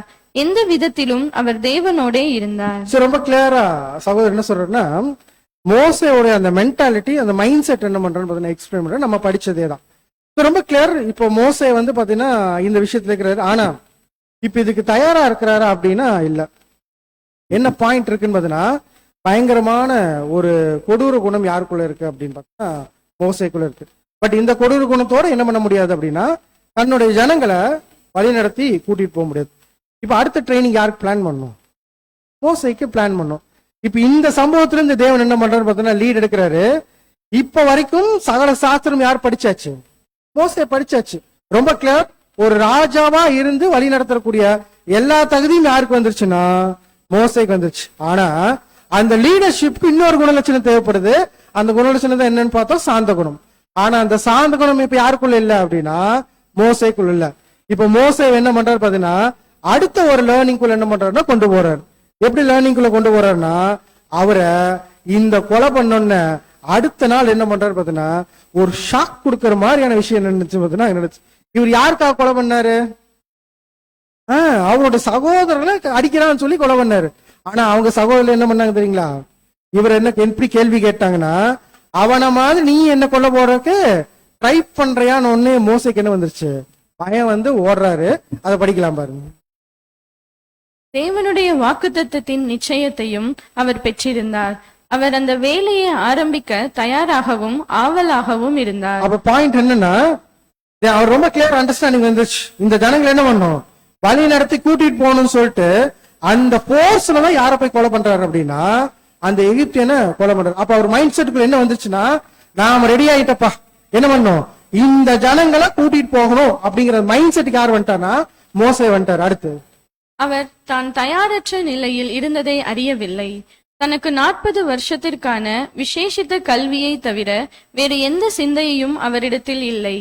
விடுதலைக்காக அடிக்க வேண்டிய நேரம் வந்துவிட்டது என்று நினைத்து விழிப்பாக இருந்தார். தன்னிடத்தில் நம்பிக்கை வைக்கும்படி ஜனங்களை ஊக்குவித்தார். அவர் பார்வோன் அரண்மனையில் கல்வி பயின்றிருந்தாலும் அவர்கள் மேல் அவர் பட்சமாயிருந்தார் என்பதையும், அவர்களது தலைவனாகவும் நம்பிக்கைக்குரியவனாகவும் இருக்கக்கூடியவர் என்பதையும் அவர்கள் அறிந்திருந்தார்கள். இப்ப 40 வருஷம் பயங்கர லேர்னிங் இருக்கு, ஓகே. பட் அந்த லேர்னிங் மட்டும் என்ன ஆகுதுன்னா பத்தாது. ஆனா இவர் என்ன நினைச்சிட்டாரு அப்படின்னா, நம்ம ரெடி ஆயிட்டோம், எல்லாத்தையும் என்ன பண்ணலாம், கூட்டிட்டு போலாங்கிற அந்த மைண்டோட தான் போய் அந்த சகோதரன் என்ன பண்ணிக்கிறேன்னா கொலை செஞ்சிருக்காரு. இப்ப மைண்ட்ல மோசேக்கு அந்த கொலை செஞ்சதுக்கு அப்புறம் எப்படி இருந்திருக்கும், கொஞ்சம் அப்படியே திங்க் பண்ணுவோம். மோசேவா இருந்து அந்த கொலையை செஞ்சாச்சு, நாம வச்சுக்கோ, மோசே அந்த இடத்துல வச்சுக்கோ. நம்ம கொலை செஞ்ச பர்பஸ் என்ன, யாரை காப்பாற்றணும். அங்க அடிமைகளா இருக்கிறாங்க. அந்த அடிமைத்தனத்தை பார்த்தாலே இவருக்கு எப்படி இருக்குன்னா, என்னுடைய சொந்த சகோதரர்கள் ஆபிரகாமுடைய சந்ததி என்ன பண்ணிட்டு இருக்குன்னா, இவ்வளவு அடிமைகளா இருக்கிறாங்களே, இவங்களை எப்படியாச்சும் காப்பாற்றணும். அந்த மைண்ட்ல தான் போய் என்ன பண்றாருன்னா கொலை செய்யறாரு. அந்த கொலை செய்யும் போது அவர் ஃபர்ஸ்ட் என்ன நினைச்சிருப்பாருன்னா, நான் செஞ்ச விஷயத்துக்கு என்னுடைய சகோதரர்கள் என்ன பண்ணுவாங்க, பயங்கரமா சப்போர்ட் பண்ணுவாங்க. எதிர்த்து என்ன பண்ணிக்கிறேன், அடிச்சிருக்கிறேன். இந்த அடி எல்லாத்துக்கும் எப்படி இருக்கும்போதுன்னா ஒரு மிகப்பெரிய விடுதலை கொடுக்க போதுங்கிற எண்ணத்துல என்ன பண்ணிருப்பாரு, இருந்திருப்பாரு. வேற என்ன சொல்லி நினைச்சிருப்பாரு, நானே போட்டுறேன், நீங்க அதுக்கான விஷயத்தை மட்டும் சொல்லுங்க போதும். என்ன நினைச்சிருப்பாரு, நம்ம பெரிய லீடர் ஆயிட்ட, நம்ம எல்லாரும் என்ன நம்ம பின்னால வந்துருவாங்க. இது வரைக்கும் யாரும் என்ன பண்ணல, எதிர்த்து பேசல. நாம எதிர்த்து பேச என்ன பண்ணிக்கிறோம்னா கொலையே செஞ்சிருக்கோம். அப்படிங்கும் போது நம்ம ஒரு லீடர் ஆயிட்டோம், நம்ம பின்னால என்ன பண்ணுவாங்க, எல்லாரும் வந்து நிப்பாங்க அப்படிங்க இருந்திருக்கும்.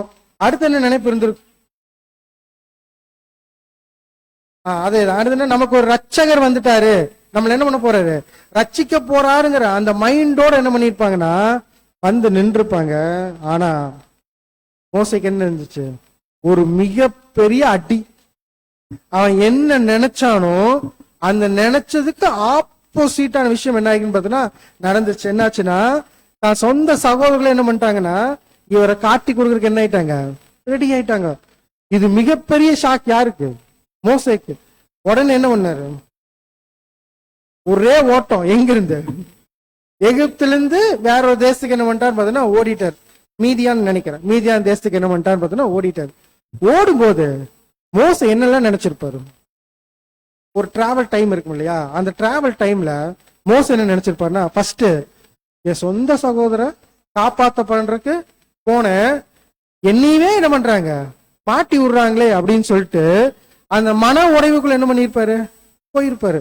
நான் நல்லதான் பண்ண போனேன், ஆனா என்னாச்சு, எனக்கு இவ்வளவு பெரிய ஒரு விஷயத்த கொடுத்து அந்த தேசத்திலே இல்லாத மாதிரி என்னை துரத்தி விட்டாங்களே அப்படின்னு சொல்லி என்ன பண்ணிருப்பாருன்னா நினைச்சிருப்பாரு. ரெண்டாவது என்ன நினைச்சிருப்பாரு,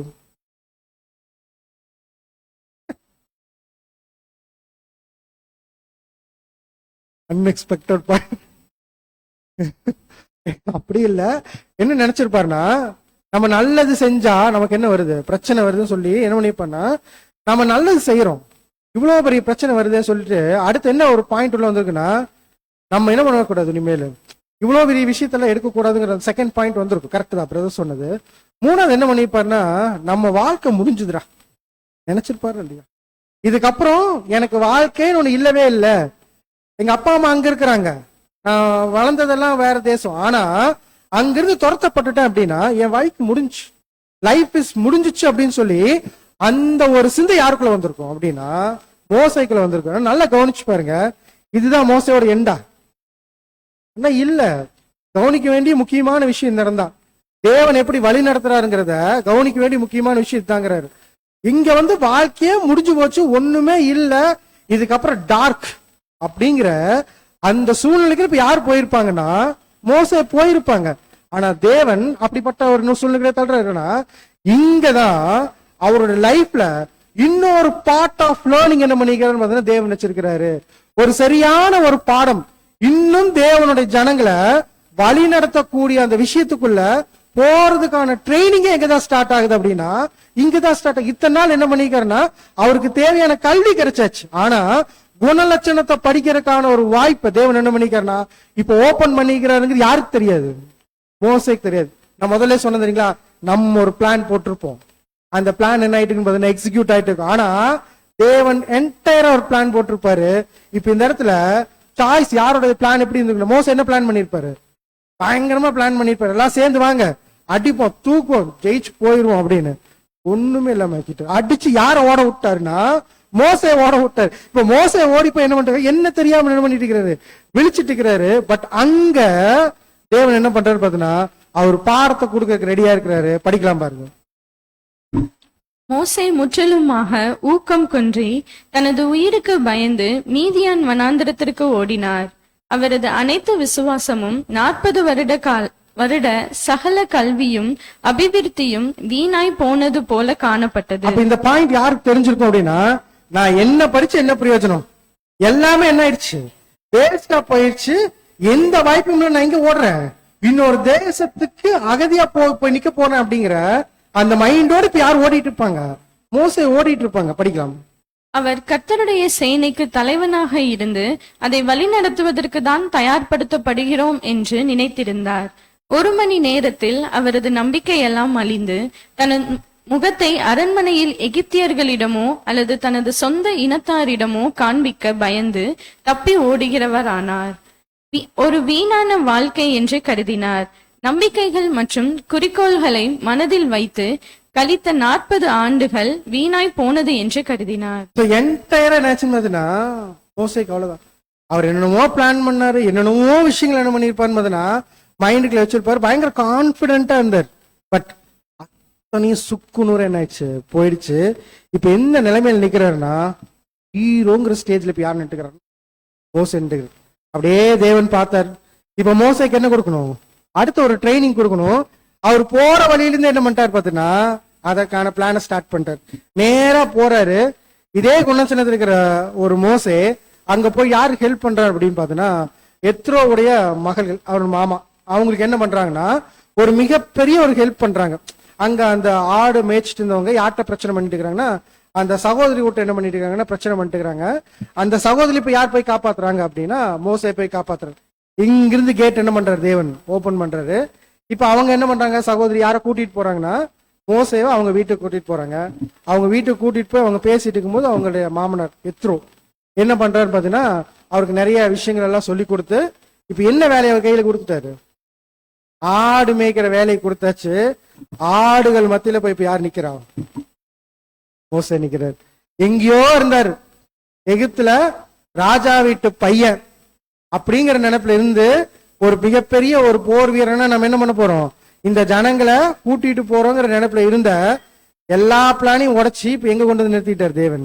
ஆடுகள் மத்தியில கொண்டு வந்து நிறுத்தி இங்கதான் என்ன பண்றாராமா மோசேக்கு செகண்ட் பார்ட் ஆஃப் லேர்னிங்.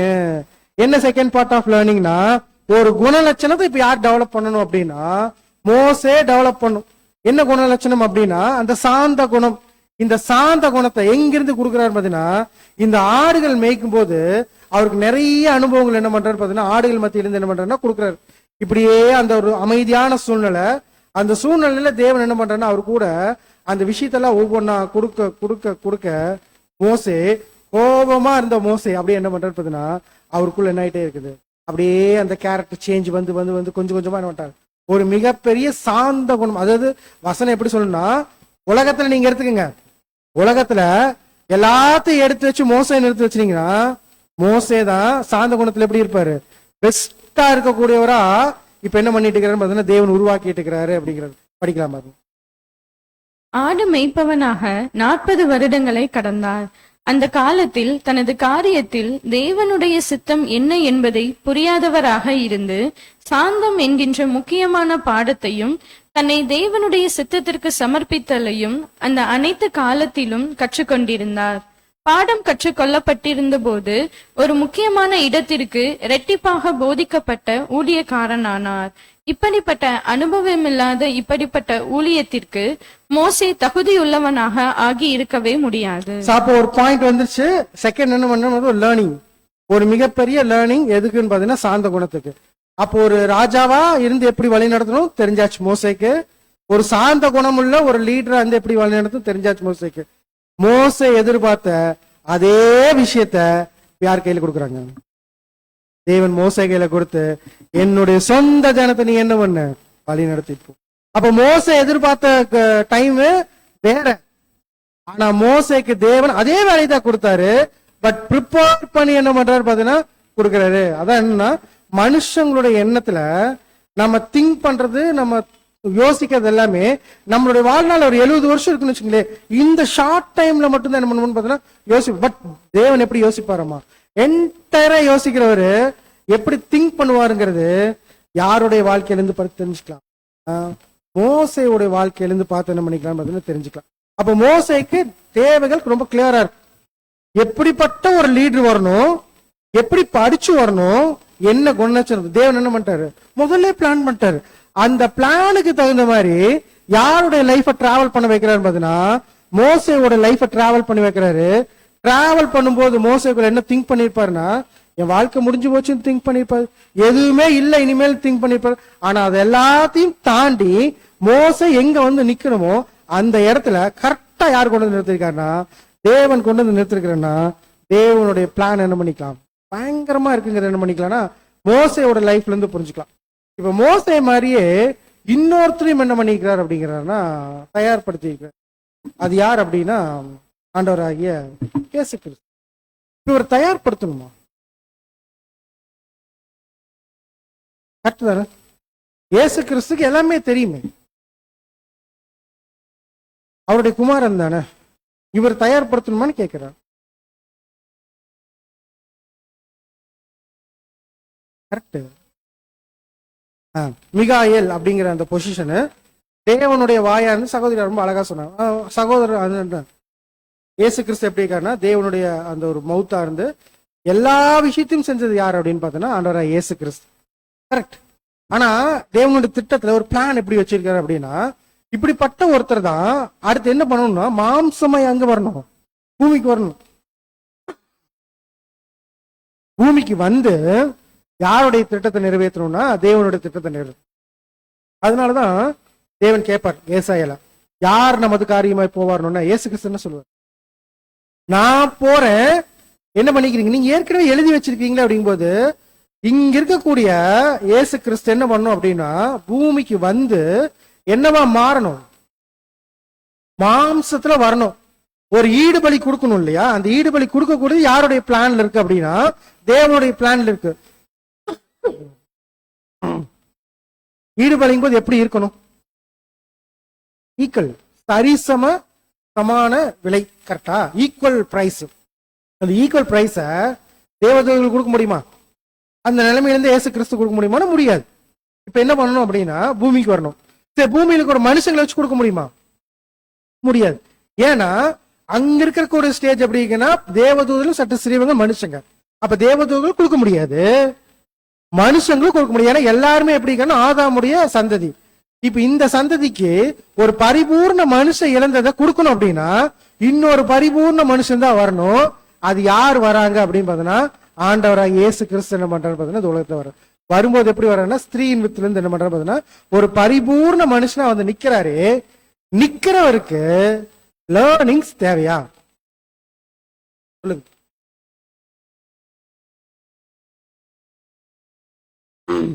எல்லாமே தெரியுமா தேவனுக்கு, இயேசு கிறிஸ்துக்கு தெரியுமா, அவர் என்டையர் பிளான்ல இருக்கக்கூடிய அடுத்தடுத்த சம்பவங்கள் தெரியும், எல்லாமே தெரியும் இல்லையா. இயேசு கிறிஸ்துவ தேவன் ஒரு ட்ரைனிங்குள்ள உட்படுத்தணுமா? ஆமா. ஏன்னு கேக்குறேன்.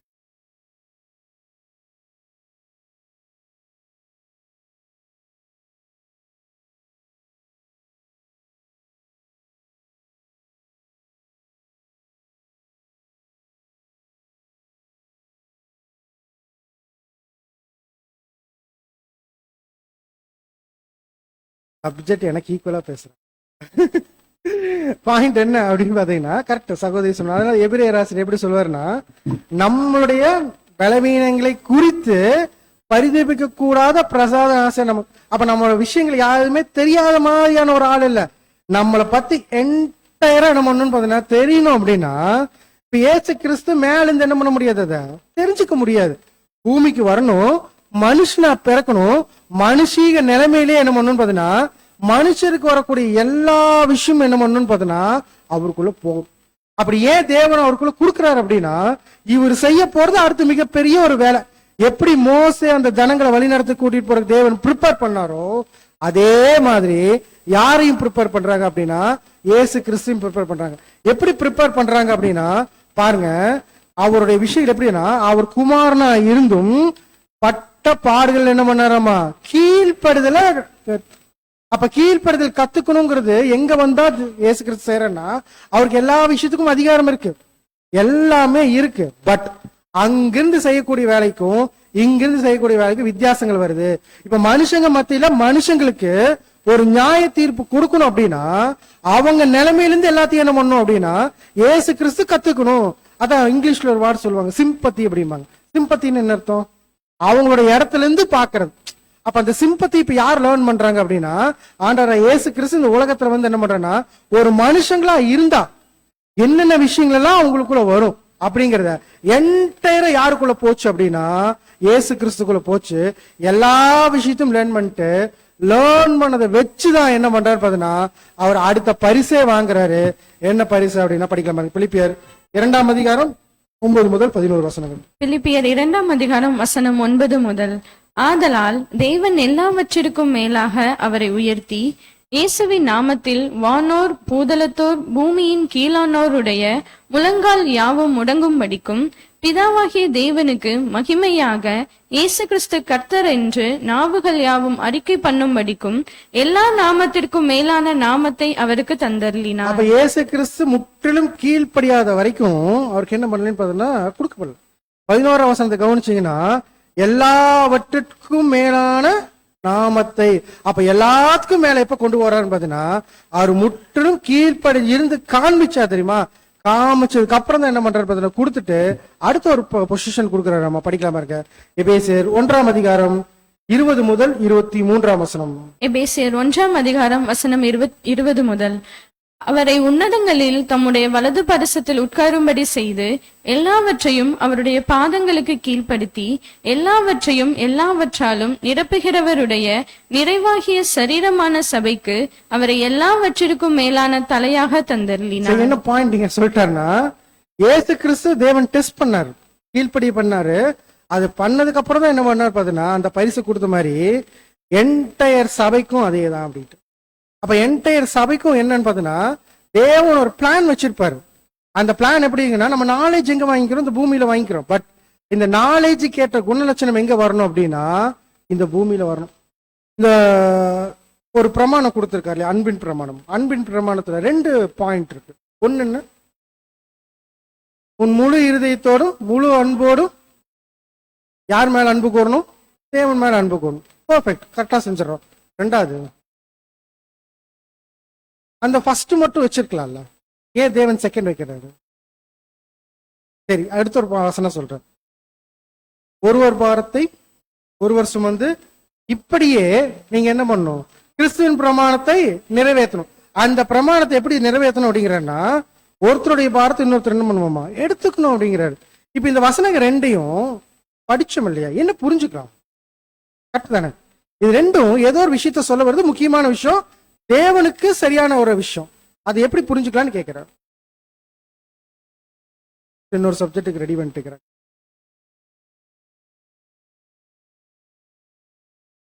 எப்படி இயேசு கிறிஸ்துக்கு ஒரு சிம்பத்திங்கிற ஒரு விஷயத்த தேவன் கொடுத்தாரோ, இங்க வந்து நின்னு ஒரு மனுஷங்க எப்படி எல்லாம் திங்க் பண்றாங்க, எப்படி எல்லாம் வந்து யோசிக்கிறாங்க, அதை நீ என்ன பண்ண லேர்ன் பண்ணிக்கோன்னு சொல்லி தேவன் கொடுத்தாரோ அதே மாதிரிதான் நமக்கும்.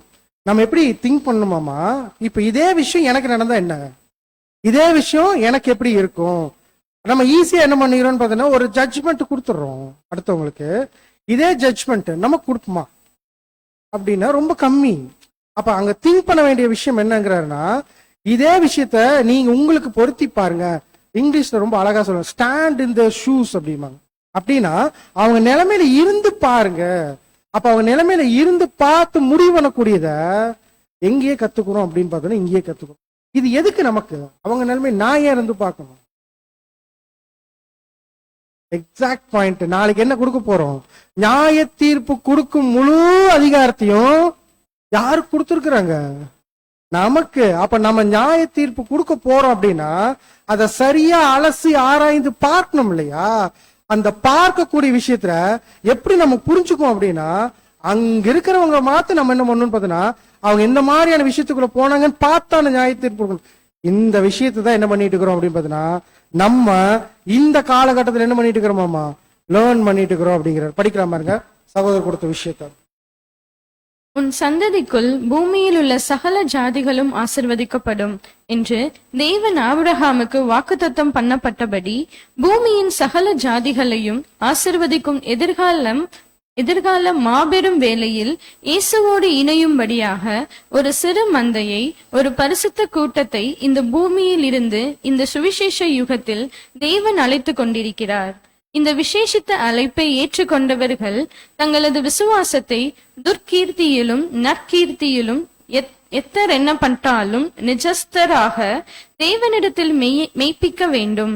சில சமயங்களில் இந்த பரிசுத்தவான்கள் பரிசுத்த பவுலை போல உலகத்தின் குப்பையை போலவும் எல்லோரும் துடைத்து போடுகிற அழுக்கை போலவும் எண்ணப்படுகிறார்கள். பாயிண்ட் என்ன சொன்னா, இயேசு கிறிஸ்துவே எப்படிதான் பார்த்தாங்க அப்படின்னா ரொம்ப விளக்கப்பட்டவராக தான் பண்ணாங்கன்னா பார்த்தாங்க இல்லையா?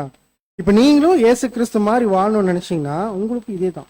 அப்ப நீங்க என்ன யோசிக்கணும் அப்படிங்கிறாருன்னா, தேவனுடைய பிளான்ல ஒரு பெரிய பார்ட் செய்ய போற எனக்கு இப்படிப்பட்ட விஷயங்கள் வரும். அதான் பவுல் நினைச்சார். இப்ப எந்த மாதிரியான சூழ்நிலை போனாலும் நான் எப்படி இருக்கிறேன், மனரம்யமா இருக்கிறேன். அப்ப ஏன் மனரம்யமா இருக்கிறேங்கிறாருன்னா, அந்த சூழ்நிலைக்கு போறது யார் அனுமதிச்சிருக்காங்க அப்படின்னா தேவன் அனுமதிச்சிருக்கிறார். அப்ப அங்க லேர்னிங் எனக்கு கொடுத்துட்டு இருக்கிறாருங்கிறத கிளியர் விஷன் யாருக்கு இருந்துச்சு அப்படின்னா பவுல் அப்போஸ்தலனுக்கு இருந்துச்சு. இப்ப நமக்கும் அப்படித்தான். சபையில நம்ம ஓடிட்டே இருப்போம். நமக்கு ஒரு விஷயங்கள் எப்படி இருக்கும்போது ஆப்போசிட் பண்ற மாதிரி இருக்கும், ஆப்போசிட்டா நடந்த மாதிரி இருக்கும். பட் நம்ம என்ன பண்ணிடக்கூடாது அப்படின்னா அதை அப்படியே தள்ளி வச்சுட்டு தேவன் எனக்கு என்ன கொடுக்குறாருன்னு பார்த்தீங்கன்னா ஏதோ ஒரு விஷயத்த லேர்ன் பண்றதுக்கான ஆப்பர்ச்சுனிட்டியா கொடுத்துருக்காருங்கிற அந்த பிளான் பார்த்தோம்னா ரொம்ப கிளியரா இருக்கு. அதான் எப்படி சொல்லுவாருன்னா, நம்மளுடைய பிளான் இவ்வளவுதான், தேவன் கொடுக்கறது எப்படி இருக்குமாமா, அபிவிருத்தியா இருக்கும். நல்லா யோசிச்சு பாருங்க. மோசஸ் அந்த வனாந்தரத்துல டிராவல் பண்ணும்போது திரும்ப வந்து இந்த ஜனங்களை வழி நடத்துவோம்னு நினைச்சிருப்பாரா? நினைச்சே பார்த்திருக்க மாட்டார். அவரோட சிந்தைக்குள்ள கூட என்ன இருக்காதுன்னு பார்த்தோன்னா அந்த விஷயம் இருந்திருக்காது, அதை பத்தின ஒரு இதே இருந்திருக்காது. பட் தேவன் ரொம்ப அழகா கொண்டு வந்து வச்சார் இல்லையா? அப்ப அதுக்குள்ள அடுத்து மோசைக்குள்ள ஒரு விஷயத்தை கொண்டு வந்து வைக்கும் போது தேவன் பிளான்ல கிளியரா இருக்காருல்ல, அதே மாதிரிதான் நமக்கும்.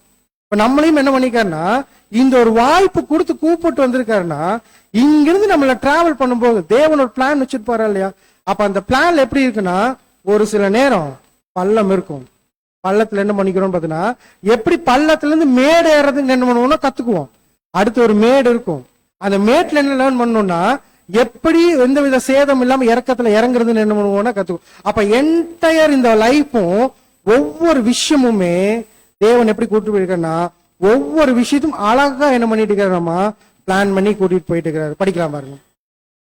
இந்த அவமதிப்புகள் பலவீனமான குருடாக்கப்பட்ட பாவ அடிமைகளிடம் இருந்து அடிக்கடி வருகிறது. வேதாகமம் கூறுவது போல மற்ற சமயங்களில் மனதார அறியாதவர்களிடம் இருந்து வரும். ஆனால் எனினும் இப்பொழுது தேவனால் ராஜரீக ஆசாரிய கூட்டமாகவும் மணவாட்டி வகுப்பாரின் அங்கங்களாகவும் ஏற்றுக்கொள்ளப்பட்டிருக்கிற தேவனுடைய பிள்ளைகள் அனைவருக்கும் தெய்வீக சித்தத்துக்கு ஒப்பு கொடுத்திருக்கிறதிலும் அடக்கத்திலும் சோதிக்கப்பட வேண்டும். இது எதுக்கு அப்படின்னா இயேசு கிறிஸ்துவின் சாயலுக்கு ஒப்பாவது.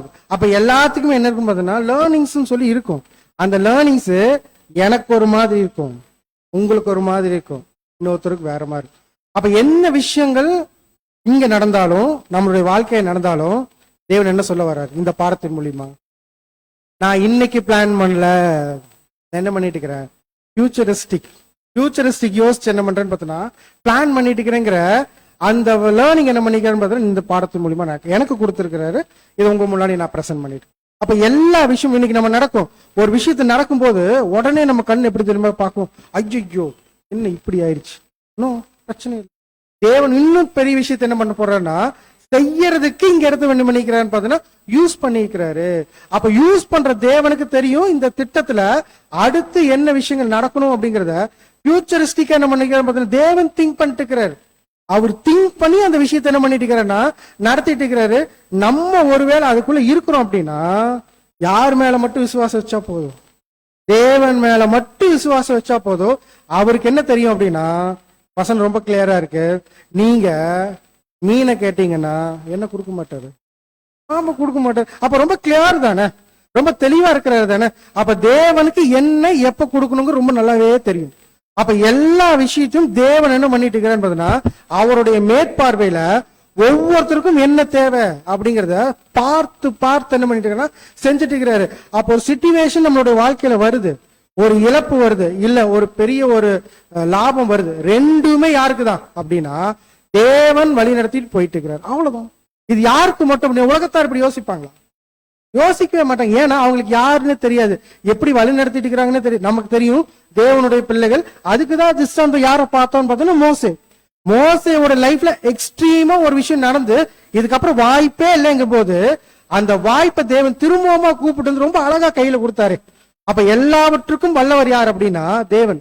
அதனாலதான் ஆபிரகாம்கிட்ட போய் முதல்ல அவர் கூப்பிடும் போது என்ன சொல்லி கூப்பிடாது தெரியுங்களா, நீ இந்த ஊருக்கு போம்பார். அந்த ஊருக்கு போகும்போது அவருடைய நாமத்தை சொல்வார். எப்படி சொல்வார் தெரியுங்களா,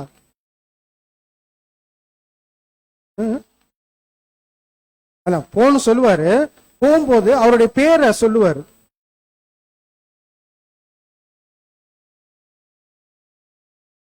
கொஞ்சம் யோசிங்க.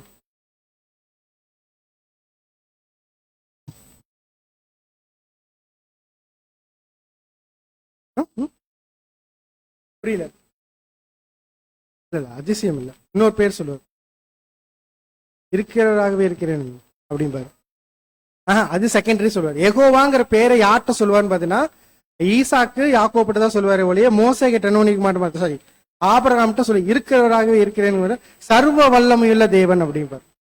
ஏன் சர்வ வல்லமையுள்ள தேவன் அங்க சொல்றாருன்னா, நீ இங்கிருந்து டிராவல் பண்ணி போறீல, இப்ப டிராவல் பண்ணி போகும்போது உனக்கு எல்லா விஷயத்தையும் செய்யறதுக்கு எனக்கு என்ன இருக்கு, பவர் இருக்குங்கிறது தான் ஃபர்ஸ்ட் யார்கிட்ட சொல்லியிருப்பாரு அப்படின்னா ஆபிரகாம்கிட்ட சொல்லி. நம்ம லைஃப்ல யோசிச்சு பார்க்கலாமா, இந்த உலகத்துல எல்லா விஷயத்தையும் மாத்துறதுக்கு தேவனுக்கு வல்லமை இருக்காரு இல்லையா?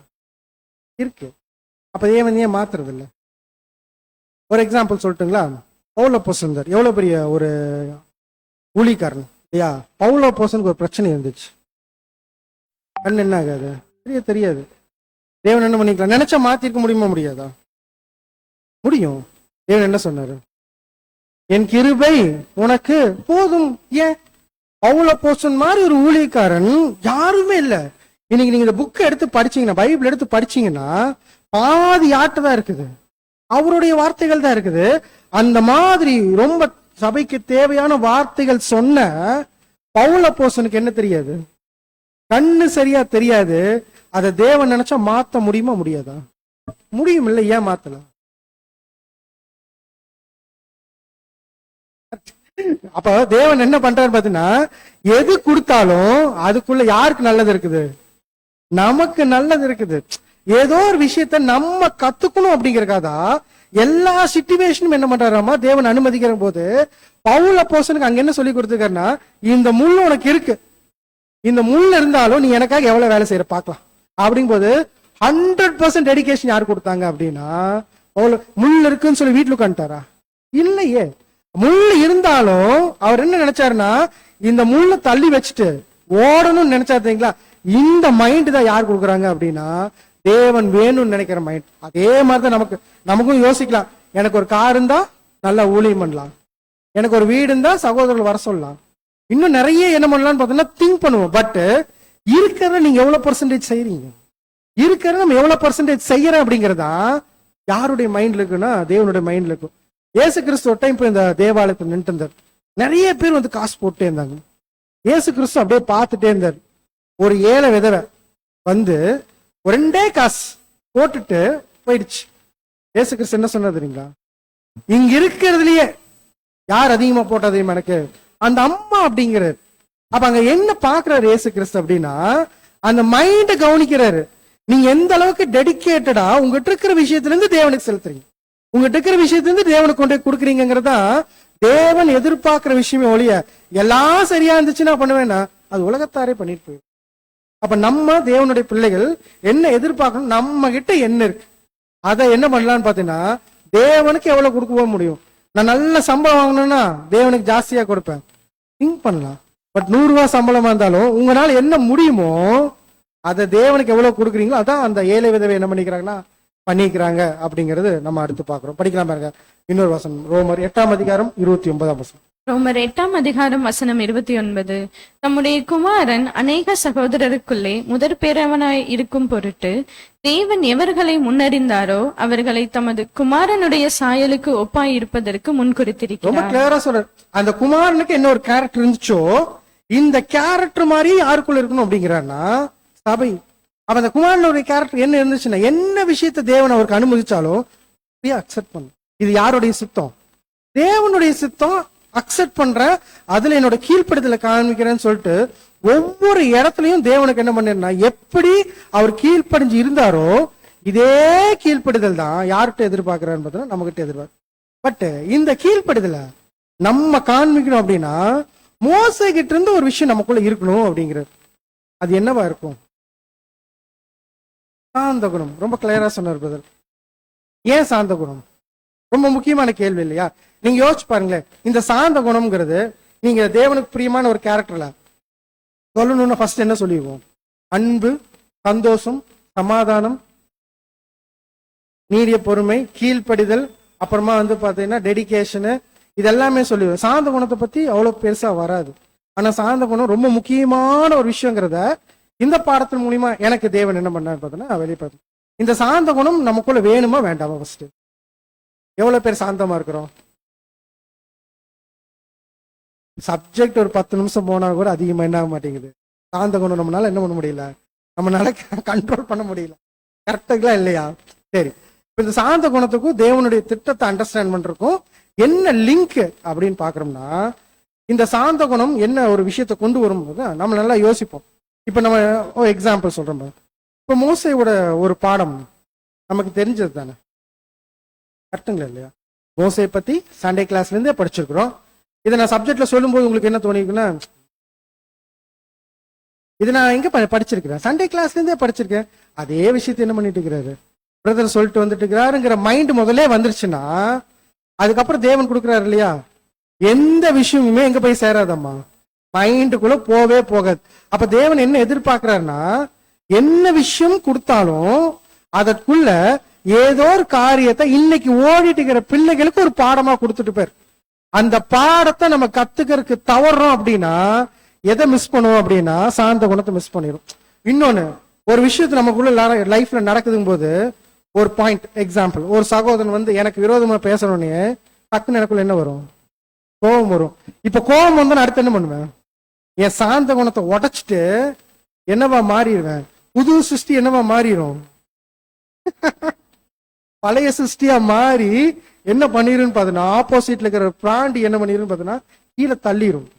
பட் எதை மிஸ் பண்றப்போ சாந்த. அப்ப இயேசு கிறிஸ்து இப்படி சொன்னாங்களா இல்லையா? என்ன சொன்னாங்க? பேர்சுபேலின் தலைவனுங்கும் போது இயேசு கிறிஸ்துக்கு எவ்வளவு கோபம் வந்திருக்கணும். ஆனா எதுவுமே பண்ணல, அமைதி என்ன பண்ணாரு பாத்தீங்கன்னா இது தேவன் அனுமதிக்கிற விஷயம் சொல்லிட்டு எப்படி பொறுமையா கடந்து போயிட்டாரோ அந்த மாதிரி தேவன் என்ன விஷயத்தை நம்ம கொடுக்கணும்னு நினைக்கிறாரோ அதை நான் லேர்ன் பண்ணணும் அப்படின்னா அந்த லேர்னிங்க்கு ஃபர்ஸ்ட் கேரக்டர் எது தேவைப்படுதுன்னு பாத்தீங்கன்னா சாந்த குணம். ஏன் அப்படின்னா இந்த சாந்த குணத்தோட நான் கவனிக்கும் போதுதான் தேவன் என்ன சொல்ல வராருங்கிறது என்ன ஆகுமாமா புரியும். ஒருவேளை அந்த சாந்தத்தை நான் இறந்துட்டேன் அப்படின்னா அதுக்குள்ள அடுத்து என் மைண்டுக்குள்ள என்ன வந்துடும்? ஒரு மிகப்பெரிய ஒரு ஷேக்கிங் வந்துரும். அந்த ஷேக்கிங் வந்துருச்சு அப்படின்னா தேவன் இங்கிருந்து நாளைக்கே சபையா போறதுக்கு ஒரு வாய்ப்பு என்கிட்ட சொல்லிட்டு இருக்கிறாருன்னா கூட என்ன ஆகாது எனக்கு புரிய வர்றது. அதனாலதான் பிலிப்பியர் எழுதும்போது எப்படி எழுதிட்டான்னா, உங்கள் சாந்த குணம் எல்லா மனுஷருக்கும் தெரிந்திருப்பதாக. அப்ப எல்லாத்துக்கும் தெரிஞ்ச மாதிரி என்ன பண்ணுங்கன்னு பாத்தீங்கன்னா ஏன் செய்யுங்க அப்படிங்கிறன்னா, இந்த சாந்த குணம் ரொம்ப ரொம்ப ரொம்ப ரொம்ப முக்கியம். அந்த சாந்த குணம் அடுத்த தேவனுடைய திட்டத்தை வழி நடத்துறதுக்கு என்ன பண்ணுதுன்னு பாத்தீங்கன்னா நமக்கு கொண்டு வருது. சரி, இந்த சாந்த குணமா இருக்கும்போது தேவனுடைய வழி நடத்த நமக்கு கிடைக்குது இல்லையா? இந்த வழி நடத்தல எங்கெங்கிறதெல்லாம் வாங்கிக்கலாம்.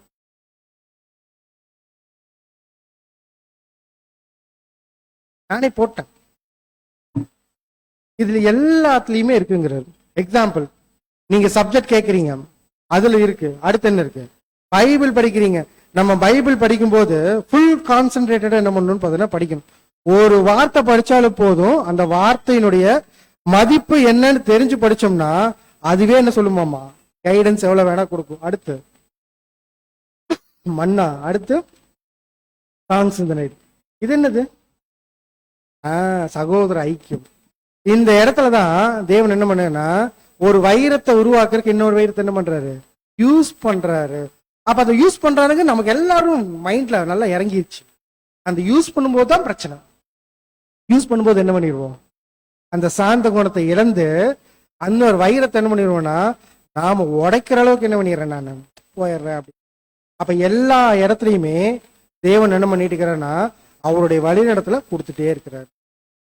என்ன அடுத்து காமிக்கணும்னா, ரொம்ப ஹம்பிளா தேவன் எனக்கு என்ன விஷயத்தை கொடுக்குறாரோ அதுல ரொம்ப சந்தோஷமா இருக்கும். பவுல் அப்போஸ்தலன் திரும்ப அந்த வார்த்தை இருக்கும், எந்த சூழ்நிலையிலும் மன ரம்யமா இருக்க கத்துக்கொண்டேன். இந்த விஷயத்தை தான் நம்ம சரியா கடைபிடிக்கும் போது மோசேக்கு எப்படி திருப்பி கொண்டு வந்து வாய்ப்பு கொடுத்தாரோ அது மாதிரி நம்மளுக்கும் தேவன் ஒரு வாய்ப்பு வச்சிருக்கிறாரா இல்லையா?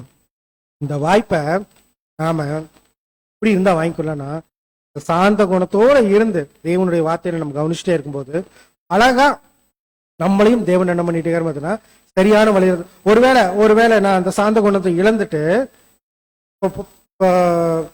மோசே மாதிரி டக்குன்னு நான் ஒரு முடிவு எடுக்கிறேன், நாளைக்கு என்ன பண்ணும், இந்த ஜனங்களை வழி நடத்தணும் முடிவு எடுக்கிறேன். தேவன் என்ன கொடுப்பாரு, இன்னொரு வழியை கிரியேட் பண்ணி தள்ளி கொண்டு போவார். அப்ப தள்ளி கொண்டு போகும்போது அது என்ன பண்ணணும்னு பார்த்தா அதையும் நம்ம சரியா புரிஞ்சுக்கிட்டு போகணும். அப்படிதான் என்ன பண்ணிக்கிறேன்னா, தேவன் நமக்கு நல்லது செய்யணுங்கிறது மைண்ட் யாருக்குள்ள இருக்குன்னா தேவனுக்குள்ள இருக்கு. அதான் முதல்ல திரும்ப சொல்றேன், மீனை கேட்டா என்ன கொடுக்க மாட்டாரு, பாம்பு கொடுக்க மாட்டேன்னா எப்ப என்ன கொடுக்கணும் யாருக்கு நல்லா தெரியும்னா தேவனுக்கு நல்லா தெரியும். வாங்குற விஷயத்த எப்படி பாக்குறோங்கிறத இப்ப யார் கையில இருக்குதுன்னு பார்த்தீங்கன்னா நம்ம கையில இருக்கு. சரியா அந்த கவனிப்போட நம்ம தேவனுடைய வார்த்தைகளை கவனிச்சு நம்ம ஒவ்வொருவரும் தேவனுடைய சபையாய் போய் சேர்றதுக்கு தேவன் தாமே நம் அனைவருக்கும் ஆசீர்வதித்து வழிநடத்துவாராக. ஆமென்.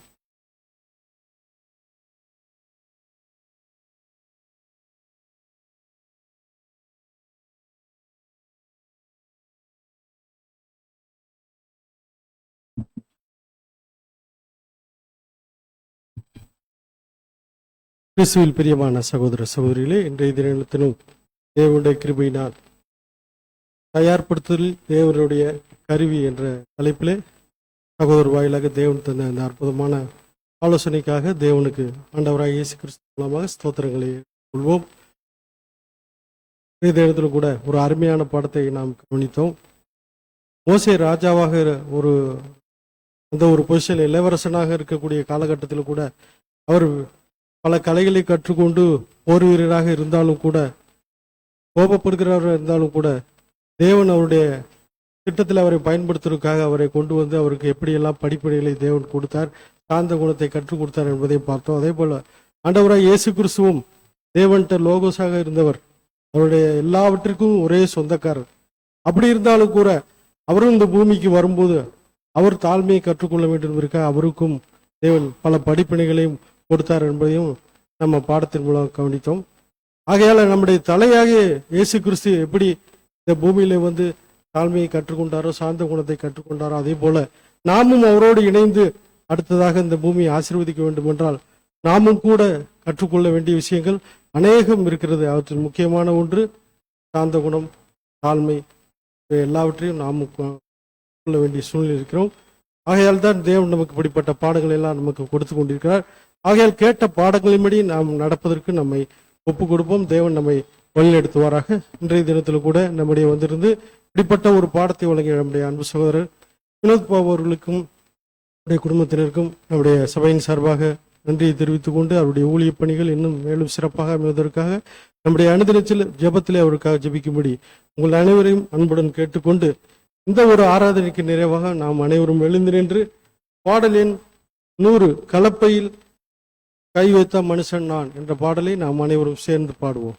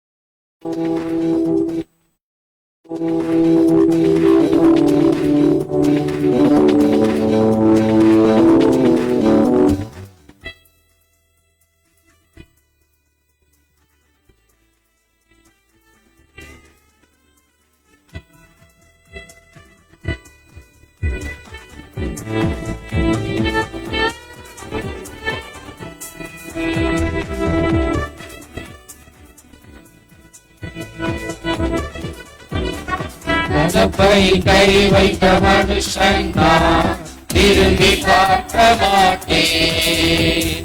கலப்பையில் கை வைத்த மனுஷன் நான் திரும்பி பார்க்க மாட்டேன். வார்த்தையை சுமக்கின்ற சீசன் நான் சோர்ந்து போக மாட்டேன். வார்த்தையை சுமக்கின்ற சீசன் நான் சோர்ந்து போக மாட்டேன். தேவனே எந்த மீட்பன் என்னை காக்கும் தகப்பனே. தேவனே எந்த மீட்பன் என்னை காக்கும் தகப்பனே. கலப்பையில் கை வைத்த மனுஷன் நான் திரும்பி பார்க்க மாட்டேன். கலப்பையில் கை வைத்த மனுஷன் நான் திரும்பி பார்க்க மாட்டேன்.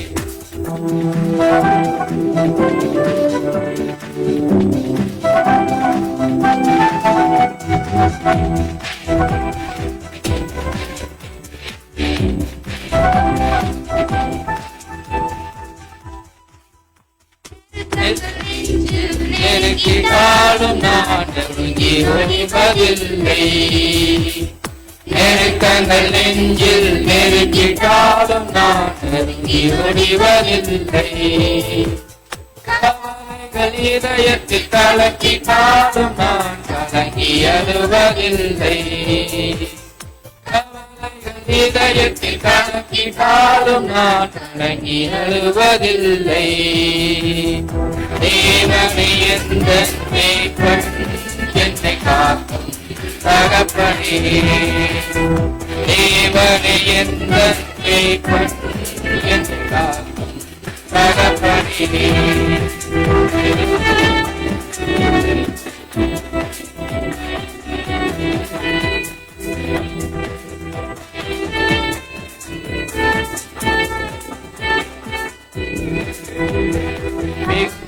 மிகுந்த பாரங்களில் நான் பயந்து நிற்கவில்லை. பாதைகள் நிறைந்த பாரங்களில் நான் பயந்து நிற்கவில்லை. தனிமையில் நின்று தவிர்த்துட்டாலும் நான் சொல்லுண்டு போவதில்லை. தனிமையில் நின்று தவிர்த்திட்டாலும் நான் சொல்லுண்டு போவதில்லை. தேவனே எந்த மேய்ப்பன் என்னை காக்கும் தகப்பனே. தேவனே எந்த மேய்ப்பன் என்னை காக்கும் தகப்பனே. தகப்பனே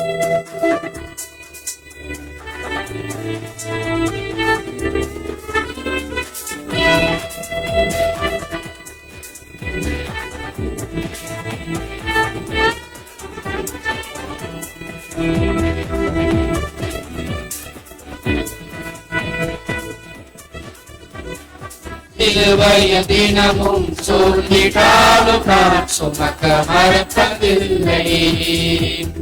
சிலுவைகள் தினமும் சூழ்ந்திட்டாலும் நான் சுமக்க மறப்பதில்லை.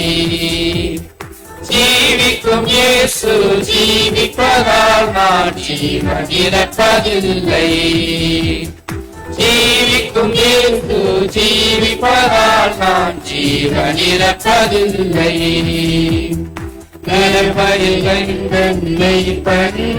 என்னை காக்கும் தகப்பனே, தேவனே எங்கள் மேய்ப்பன், என்னை காக்கும் தகப்பனே. கலப்பையில் கை வைத்த மனுஷன் நான் திரும்பி பார்க்க மாட்டேன். கலப்பையில் கை வைத்த மனுஷன் நான் திரும்பி பார்க்க மாட்டேன். வார்த்தையை சுமக்கின்ற சீஷன் நான் சோர்ந்து போக மாட்டேன். வார்த்தையை சுமக்கின்ற சீஷன் நான் சோர்ந்து போக மாட்டேன். தேவனே எந்தன் மேய்ப்பன், என்னை காக்கும் தகப்பனே. தேவனே எந்தன் மேய்ப்பன், என்னை காக்கும் தகப்பனே.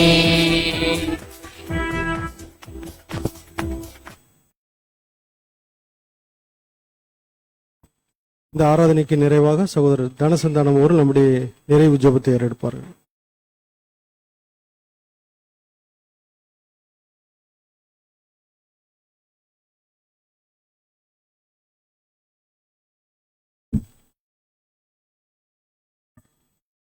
ஜெபம்.